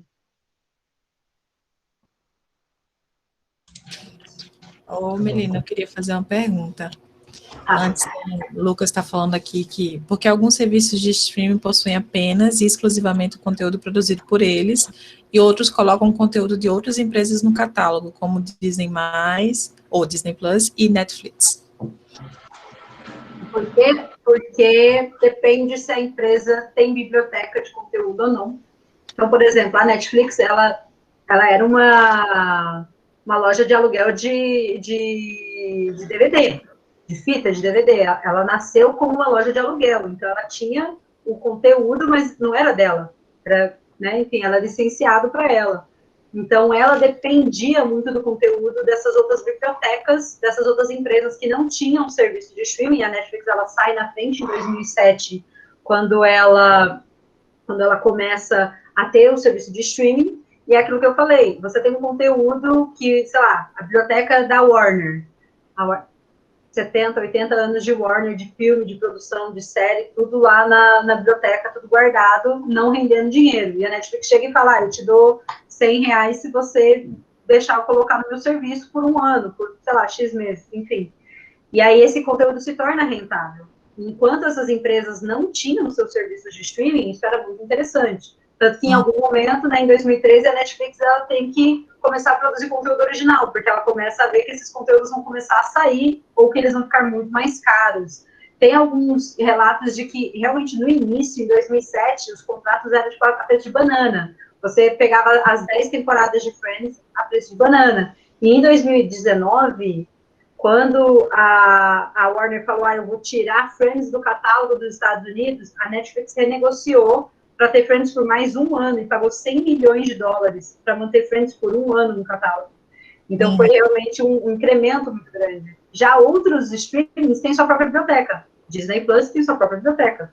Ela não precisa do conteúdo do outro, porque, gente, a Disney está aí há quase 100 anos produzindo conteúdo. Me surpreende a falta de conteúdo no Disney Plus, na verdade. Eu acho que eles têm pouca coisa disponível para o tamanho da biblioteca que eles têm. Mas, enfim, vai acontecer a mesma coisa com a HBO Max, que é da Warner, diferente da Amazon. A Amazon é que nem a Netflix, ela não tem produções, ela não tem, tipo, uma biblioteca dela. Então, acaba tendo essas diferenças. Empresas que têm suas bibliotecas, empresas que não têm biblioteca. E a Amazon também é diferente da Netflix, porque o serviço de streaming Prime, ele não é o ganha-pão da Amazon. A Amazon é uma loja revendedora de produtos, o ganha-pão dela é vender, não é necessariamente o streaming, né? Não é dali que ela ganha dinheiro. Então, mas se o Amazon Prime falir, cara, pode falir, a Amazon vai estar de boa, ela não tem problema nenhum com isso, porque ela não depende dele. A Netflix, se o streaming falir, a Netflix fale, porque é a única coisa que ela tem, é o ganha-pão dela. Eu queria fazer uma pergunta sobre isso, que, na verdade, eu tenho meio mundo de pergunta, mas a primeira era mais sobre isso, assim, que a literatura aponta que é um negócio de muito risco, né, assim, o Netflix em si. Eu queria que tu falasse sobre isso, assim, em que sentido é um negócio de risco, vamos dizer assim, que ela, enfim, pode falir, coisas do tipo. A outra pergunta era sobre, eu não sei se essa é uma palavra boa, mas é a Netflixação de outras produções. Eu, particularmente, talvez esteja viajando, mas eu percebo muito isso, assim, que a chegada da Netflix no nosso mercado, por exemplo, alterou muito significativamente como que a gente faz algumas coisas, né? Então, por exemplo, Joel Zito Araújo, que fala sobre essa questão do racismo estrutural na teledramaturgia brasileira, mostra que, com a chegada da Netflix, de alguma maneira, as novelas brasileiras passaram a ter uma pluralidade maior, vamos dizer assim, né? Ainda estão muito arraigadas no racismo, mas ainda tem uma pluralidade maior porque elas entram nesse outro espaço. Então, eu queria saber o que é que tu acha disso, assim, se tu acha que houve uma influência, de certa maneira, nessa forma de produzir, nessas outras coisas, e sobre esse lance do negócio de risco. Bom, sobre a questão de risco, a questão toda é que a Netflix, até recentemente, trabalhava no vermelho. Assim, a Netflix não dava dinheiro.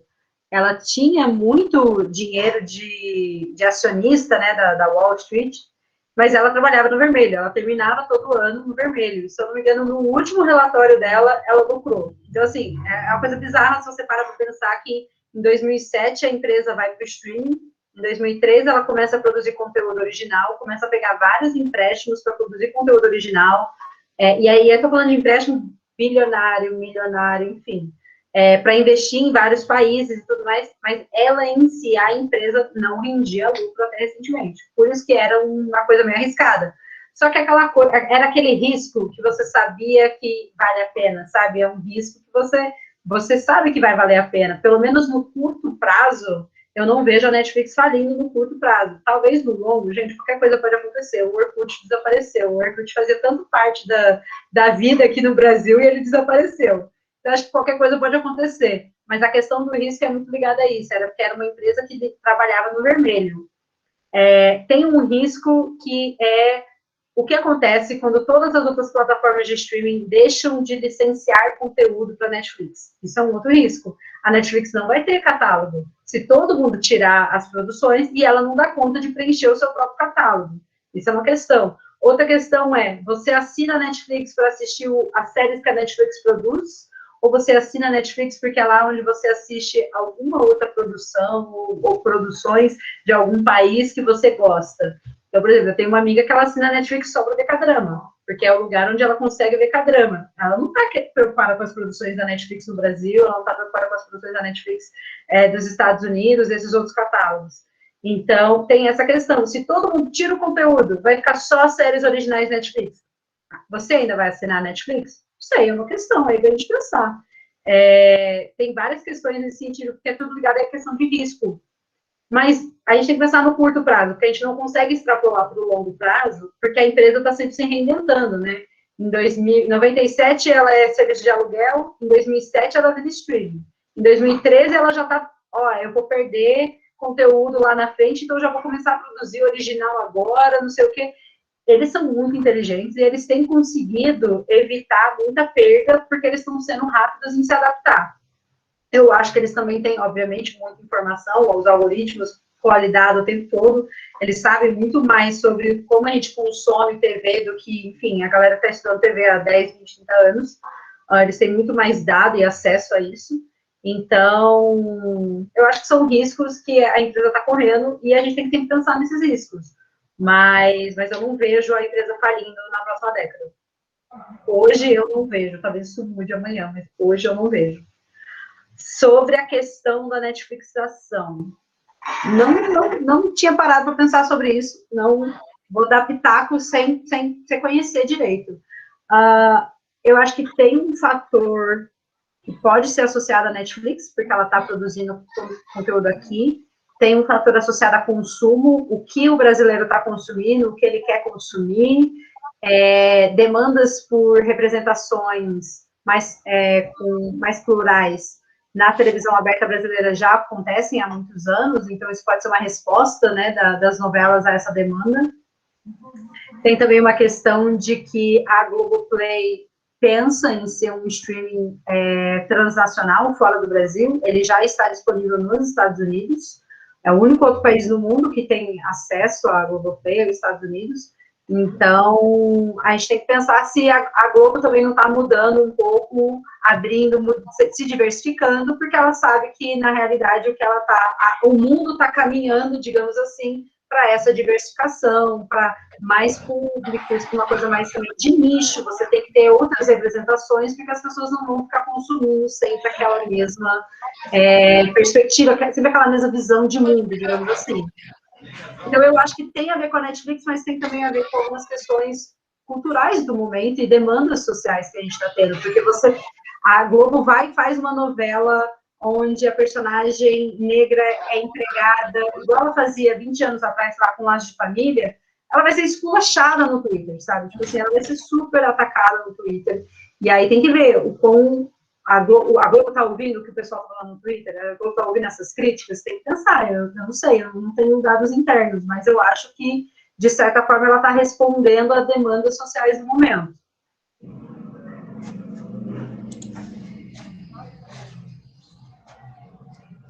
Massa, Melina. Adorei. Acho que alguém levantou a mão. Vinícius levantou a mão, mas peraí que tem, tipo assim, milhares de comentários no chat. Tá muita coisa. Mas Sávio tá falando assim, acredito que seja a proposta do Disney Plus ser um serviço que disponibilize seu acervo para todas as idades. Tanto que ela vai lançar o Star Plus, é isso? Com um acervo mais adulto e diversificado da Fox, por exemplo, e esportes. Eu particularmente fiquei revoltada com isso, porque eu fui uma das pessoas que assinou o Globoplay e Disney Plus no combo para ficar mais barato. E eu assinei Disney Plus sedenta para ter as séries da ABC, e aí eu não tenho quase nenhuma, tem 2 séries da ABC, e aí falaram, então vai ter no Star Plus, você assina mais um serviço. Gente, eu não dou conta, mas eu recém-doutora, sem bolsa, eu não dou conta mais de serviço, eu já assino Netflix, Amazon e a Disney Plus, que dirá se eu tiver que assinar mais um serviço. Eu me senti lesada, eu confesso que eu me senti lesada pela Disney, porque isso não me foi falado antes. Eles falaram do Star Plus depois, mas é outra estratégia. A Disney quer manter a marca dela, família, né? Família, conteúdo amigável, ela quer manter essa marca, e aí ela vai com o Star Plus poder ter outros conteúdos, realmente, é isso que você falou, mais adultos. Ela tá sendo esperta, ela vai ganhar dos dois lados, gente. É uma sacanagem isso. Uhum. Boba não é, né? O Luan tá falando, tem outras empresas que operam nesse modelo também, como a Uber. E Maria Clara tá falando assim, eu gosto muito da Netflix porque é um mundo lá dentro, mas sinto que suas produções estão diminuindo de qualidade cada vez mais. E Vinícius completou, é isso mesmo, Maria. Já cogitamos em cancelar aqui em casa porque os conteúdos estavam muito aquém. Porém, ainda para ver A Casa de Papel e Narcos. Ainda quero ver A Casa de Papel e Narcos. E Tâmara falou, na mesma toada, que eles lançaram uns filmes massas, ou compram, ou colocaram o selo e tacaram lá como se fosse deles. Não, uma coisa que é legal pensar, o problema da qualidade da Netflix é que quando ela começou a fazer suas próprias produções, ela tentou se apropriar do discurso da HBO, né? Aquela coisa de, não é TV, é HBO, é quase um filme, tem uma estética cinematográfica, eu tenho raiva de todos esses termos, é uma estética cinematográfica, não sei o quê, que é tudo uma questão de discurso, né, uma distinção por meio do discurso, e a Netflix, ela veio com House of Cards, Orange is the New Black, tudo com esse discurso, nós somos a plataforma da distinção, conteúdo de qualidade, não sei o que lá, e aí, tipo assim, 1 ano depois ela assina um contrato de produzir 8 filmes com Adam Sandler. E aí, porque, cara, a questão da Netflix é que ela tem que jogar para todo mundo. Ela joga para todo mundo. Todo mundo é um possível assinante para a Netflix. Ela não tem uma questão de mercado que nem a HBO tinha, que a HBO só está inclusa nos pacotes mais caros da TV fechada, tanto no Brasil quanto nos Estados Unidos. Você tem que pagar a subscription à parte, é uma subscription cara, né, uma assinatura cara. E aí, quando a gente para pensar, a HBO, ela tinha essa questão da distinção, porque ela era cara. E a Netflix, ela não pode ir por esse lado, porque, né, enfim, ela tem que agradar todo mundo. Então, ela tem que ter filme para quem gosta do Adam Sandler, ela tem que ter filme para quem gosta do David Nolan, enfim, diretores mais renomados. O próprio Okja, né, que eu estava falando da Coreia do Sul, diretor super renomado, um filme de grande qualidade, mas ela tem que ter conteúdo também para quem só quer ligar. Cara, eu às vezes só ligo só para ver série que eu via 10 anos atrás, o mesmo episódio, porque eu tô cansada, eu não quero ver nada novo, e eu boto, sei lá, o episódio de Modern Family, episódio de Friends, deixo passando no fundo, a companhia. Eu uso muito como TV, a Netflix como TV, né? Então, eu entendo essa questão de que tá caindo em qualidade, mas eu não acho que tá caindo em qualidade. Eu acho que ela tá diversificando tanto que ela ainda tem algumas produções mais caras de qualidade, tipo The Crown, né, que é muito caro de ser feito. Você tem uma qualidade aí, realmente eu tô falando de qualidade estética mesmo, né? Tem narrativa também, mas qualidade estética, financeira por trás. Mas eu acho que ela tá atirando para tudo quanto é lado, jogando muita coisa no catálogo para realmente agradar todo mundo. Porque a qualquer dia você pode realmente abrir o catálogo e falar, isso não me interessa mais, eu vou parar de assinar, porque não vale mais a pena o dinheiro que eu estou pagando. Então, ela tem que estar o tempo todo te dando conteúdo para você achar que está valendo a pena. Por isso, essa questão da qualidade eu acho complicado, eu não acho que está caindo em qualidade, eu acho que ela está diversificando, na verdade. Melina, uma coisa... posso falar, pode falar. Vinícius está querendo falar. Vinícius, pode falar. É uma pergunta para a Melina. Melina, a gente viu que nesses últimos anos aí, pelo menos desde 2017 até mais ou menos 2019, a Netflix ela investiu muito em cinematografias que para alcance de cinema, né? A gente tem aí Roma, tem a balada de Buster Scruggs, o Irlandês. Você acha que uma forma também de você manter o seu público é fazer isso, jogar para o cinema? Porque, tipo, ela foi uma das primeiras que fez isso, né? Assim, nessa nova linha de streaming, por exemplo. Já tinha Prime Video também ali, já tinha a HBO também. Mas você acha que é uma estratégia viável? Principalmente agora, em tempos de pandemia, né? Que, tipo, deu uma, digamos assim, os cinemas estão fechados, produções atrasadas, e você acha que, tipo, e a Netflix produzindo ao mesmo tempo, só que mais para aquela via ali de cinema em casa? Eu acho que é tudo estratégia. Ela produzir, tipo, o Irlandês, ou filmes para disputar Oscar, é uma estratégia de ganhar prestígio. É uma estratégia dela mostrar para todo mundo, olha, eu também produzo filmes e os meus filmes devem disputar o Oscar, devem disputar Cannes. Algum tempo atrás, 1 ou 2 anos atrás, ela foi impedida de disputar Cannes, porque os filmes não tinham sido exibidos no cinema, então não eram filmes que podiam disputar. E a Netflix questiona isso, e ela vem tensionando isso, e com a pandemia, a Netflix só ganhou, cara, porque agora não tem mais, tipo assim, não tem mais cinema, tipo, você não pode ir para o cinema. Então, os filmes estão sendo exibidos aonde? Nas plataformas. Então, os filmes que passam na plataforma são os filmes que vão disputar as premiações esse ano. E eu vi muitos textos falando como a Netflix meio que é como se fosse a reviravolta, né? A Netflix não ganha o prêmio, mas agora ela tá saindo na frente, porque ela já tem investimento, ela já tem infraestrutura para passar esses filmes. Uma questão que eu não falei, mas que, porque toca em outras plataformas, mas para quem tem mais de uma plataforma, a Netflix ainda é a melhor plataforma, assim, do ponto de vista de infraestrutura. A gente vê isso direto, cara, o Globoplay sai do ar direto, o pessoal tentando assistir Big Brother, o Globoplay fica caindo. Enfim, me irrita coisas na Globoplay de eu não achar o que eu estava assistindo e tal. Enfim, então, a Netflix tem a melhor usabilidade, digamos assim, acessibilidade. É muito user-friendly, você consegue usar com muita facilidade. Então, eu acho que a Netflix, ela sai na frente também nesse aspecto, porque os filmes dela são fáceis de encontrar na plataforma, são filmes que ela colocou muito dinheiro, porque ela queria ganhar prêmio, ela queria distinção, né? Já que as séries já não estão mais dando tanta distinção, ela queria investir nesse mercado. É outra estratégia, novamente uma questão de público, ela quer um público que quer assistir filmes de qualidade, filmes que ganham o Oscar, filmes que disputam o Oscar, né? Mas é outro público, da mesma forma como tem gente que assina Netflix para assistir Adam Sandler. São públicos diferentes, e eles não se, tipo assim, eles não se incomodam, sabe? Se a Netflix está gastando dinheiro com o Irlandês, mas ainda está produzindo o filme do Adam Sandler, está tudo bem para o público, porque cada um está sendo alimentado. Sim. Vai, Chico. Melina, essa coisa de cancelamento das séries, né? Por exemplo, eu sempre fui muito fã de NWTN. Então, assim, quando acabou, eu preferia o fim do mundo, mas não queria que tivesse acabado.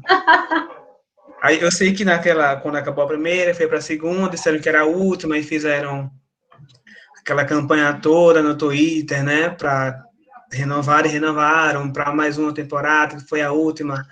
Pronto. E quando acabou, ficou aquela coisa assim, a Netflix tinha o direito, mas a empresa canadense, a emissora canadense, não queria mais produzir, porque a Netflix dizia que a série era dela.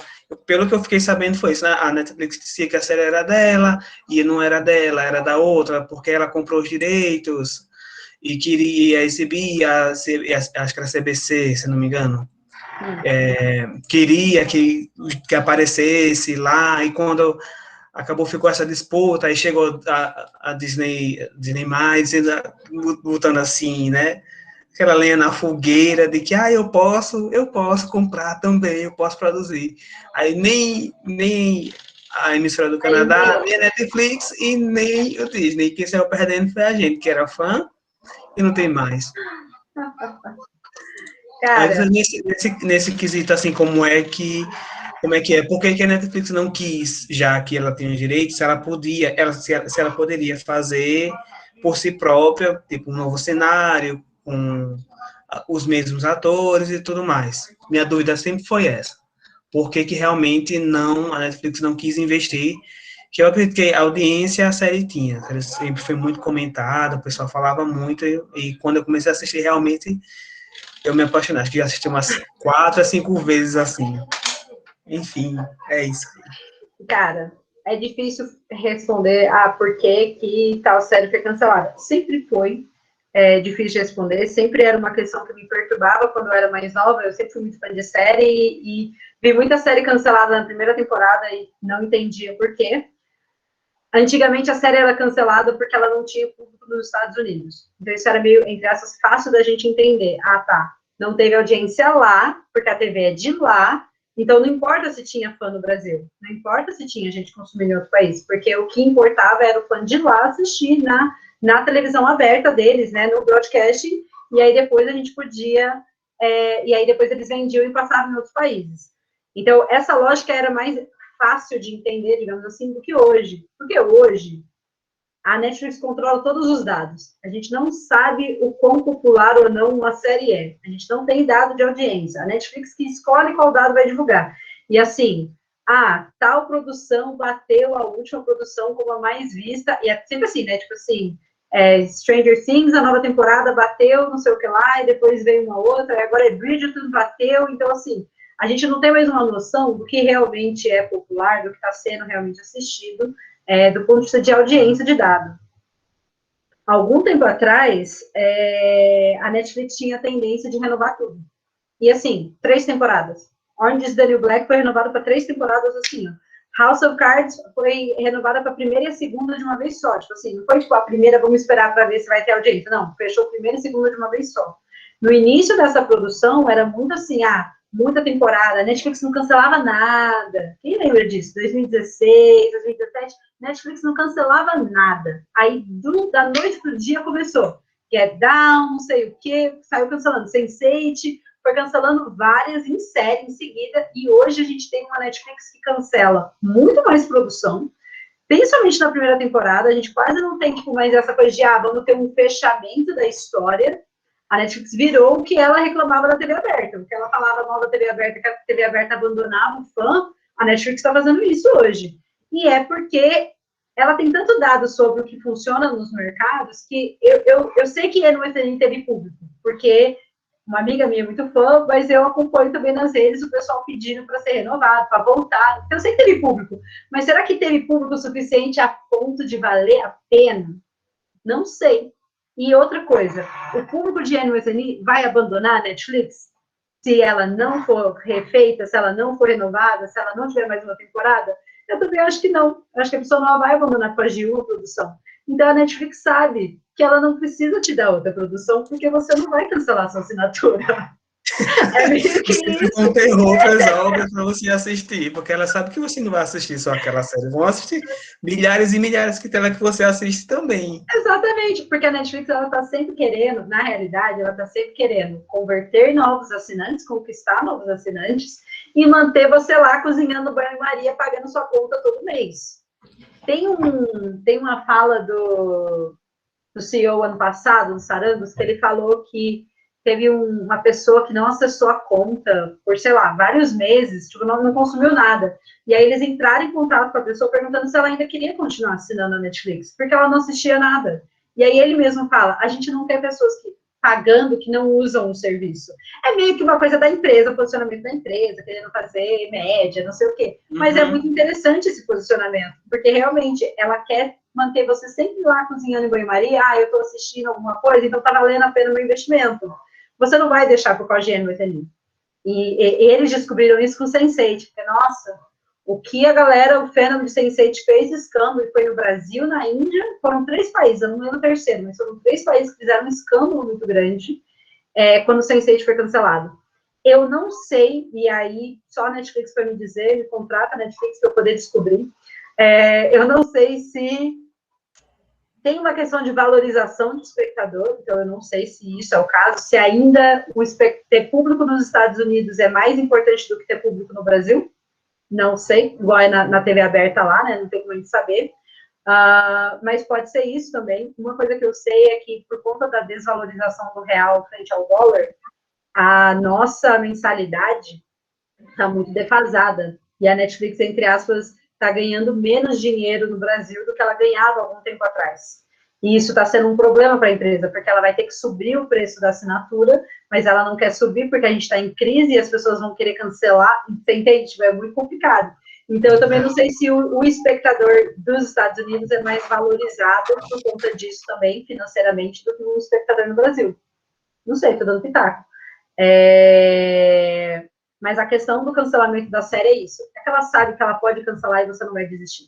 Você vai cancelar a sua assinatura por causa disso. Eu sei que não é coisa, como você falou, que não é comum cancelar a série, mas fazer fechar, né?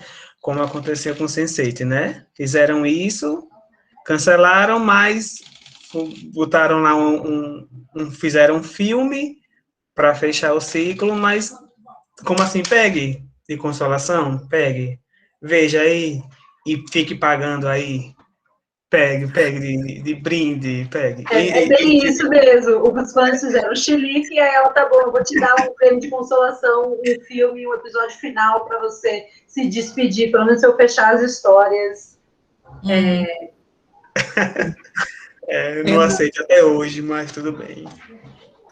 Ei, povo, só uma coisa, a gente já está chegando no limite do tempo, Melina, Chico, e simplesmente o chat aqui tá bombando, então, tipo, tem muita coisa que o povo tá falando, mas é muita coisa mesmo, então tem muitos comentários, mas dentro dos comentários tem mais uma pergunta, que é a pergunta de Sol, e ela tá falando assim, Melina, você poderia falar um pouco mais do que você acha sobre qual foi o interesse da Netflix em financiar a produção de O Mecanismo, que tu falou, que tu citou durante a palestra, ela conclui, tendo em vista que descaradamente vemos a corrupção governamental, como você relacionaria com a realidade, com a ideia de veracidade do fato assistido.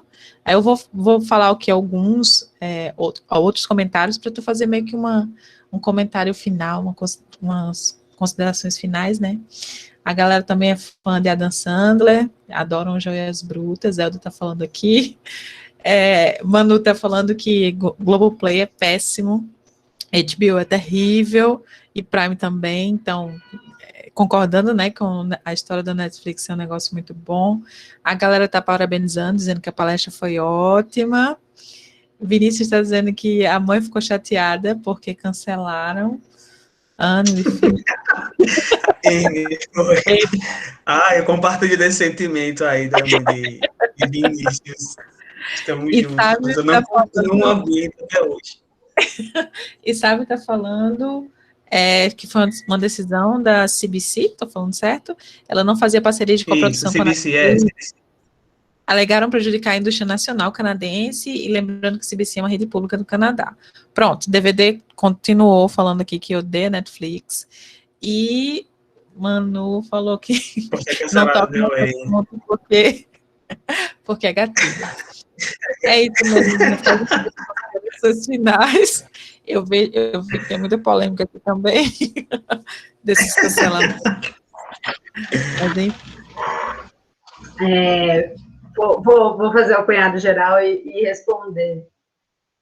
É muito difícil falar em interesse. Qual foi o interesse da Netflix em fazer o mecanismo? É muito complicado.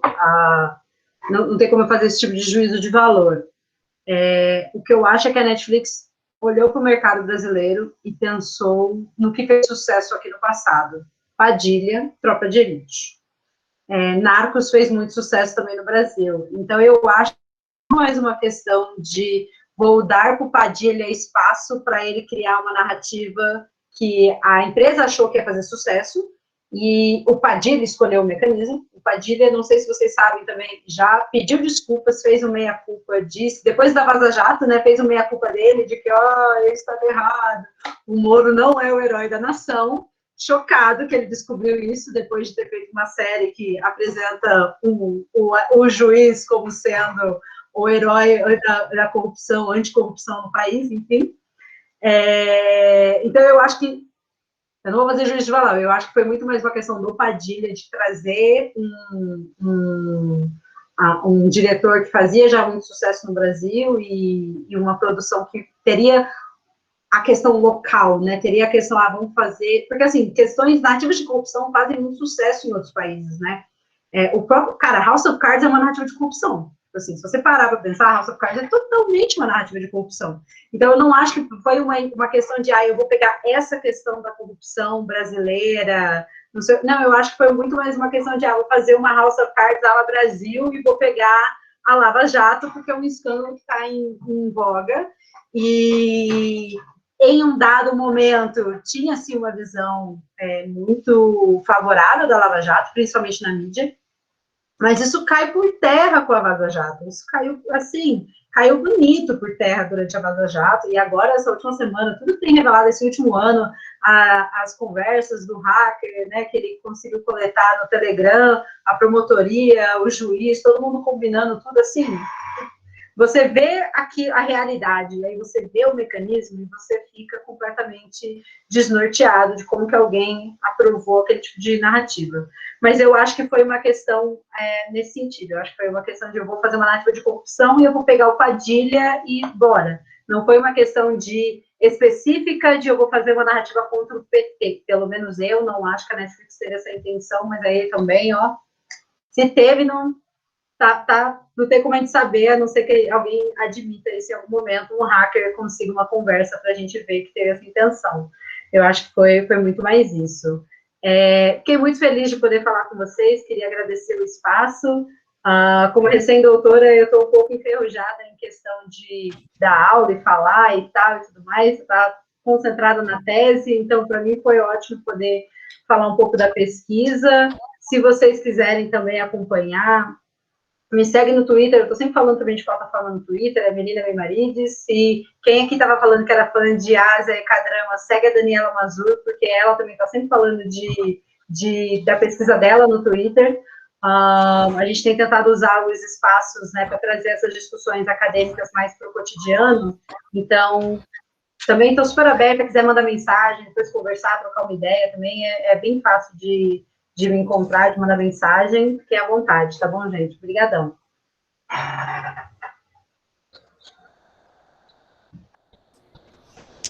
Chico.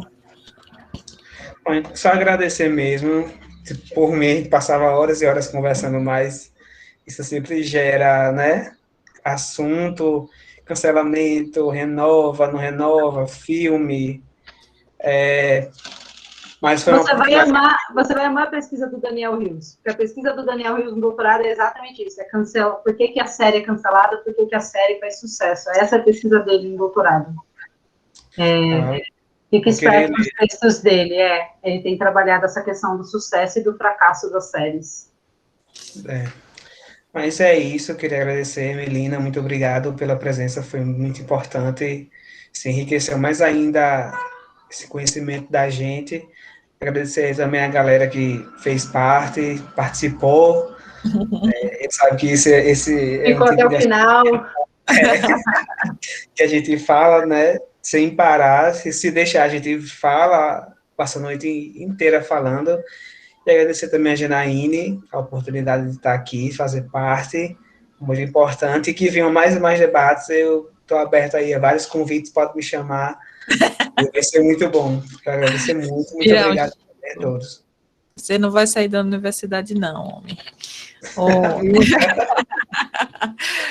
Melina, eu queria muito agradecer, assim mesmo, a generosidade, né, e essa, como é que eu posso dizer assim, precisão e essa capacidade de falar de mercados que são, às vezes, tão distantes da gente, né, então, é realmente um reconhecimento, né, da sua qualidade como pesquisadora, então, acho que é muito importante ter você aqui, não tem nada de enferrujada, muito pelo foi muito bem. Eu tenho certeza que muitas portas vão se abrir. As nossas portas aqui na UFRN estão abertas também. Então, é muito bom ter você aqui e contar com sua colaboração. Quero agradecer também a Chico, né? E parabenizar, mandou super bem nesse processo de mediação. É importante, né, a gente fazer isso. Chico acabou de sair da universidade, mas a gente está mantendo Chico. Você não vai, volte, calma. Tem mais coisa para fazer aqui, e é um pouco isso que a gente também quer fazer, né? Estimular que vocês sempre retornem de alguma maneira.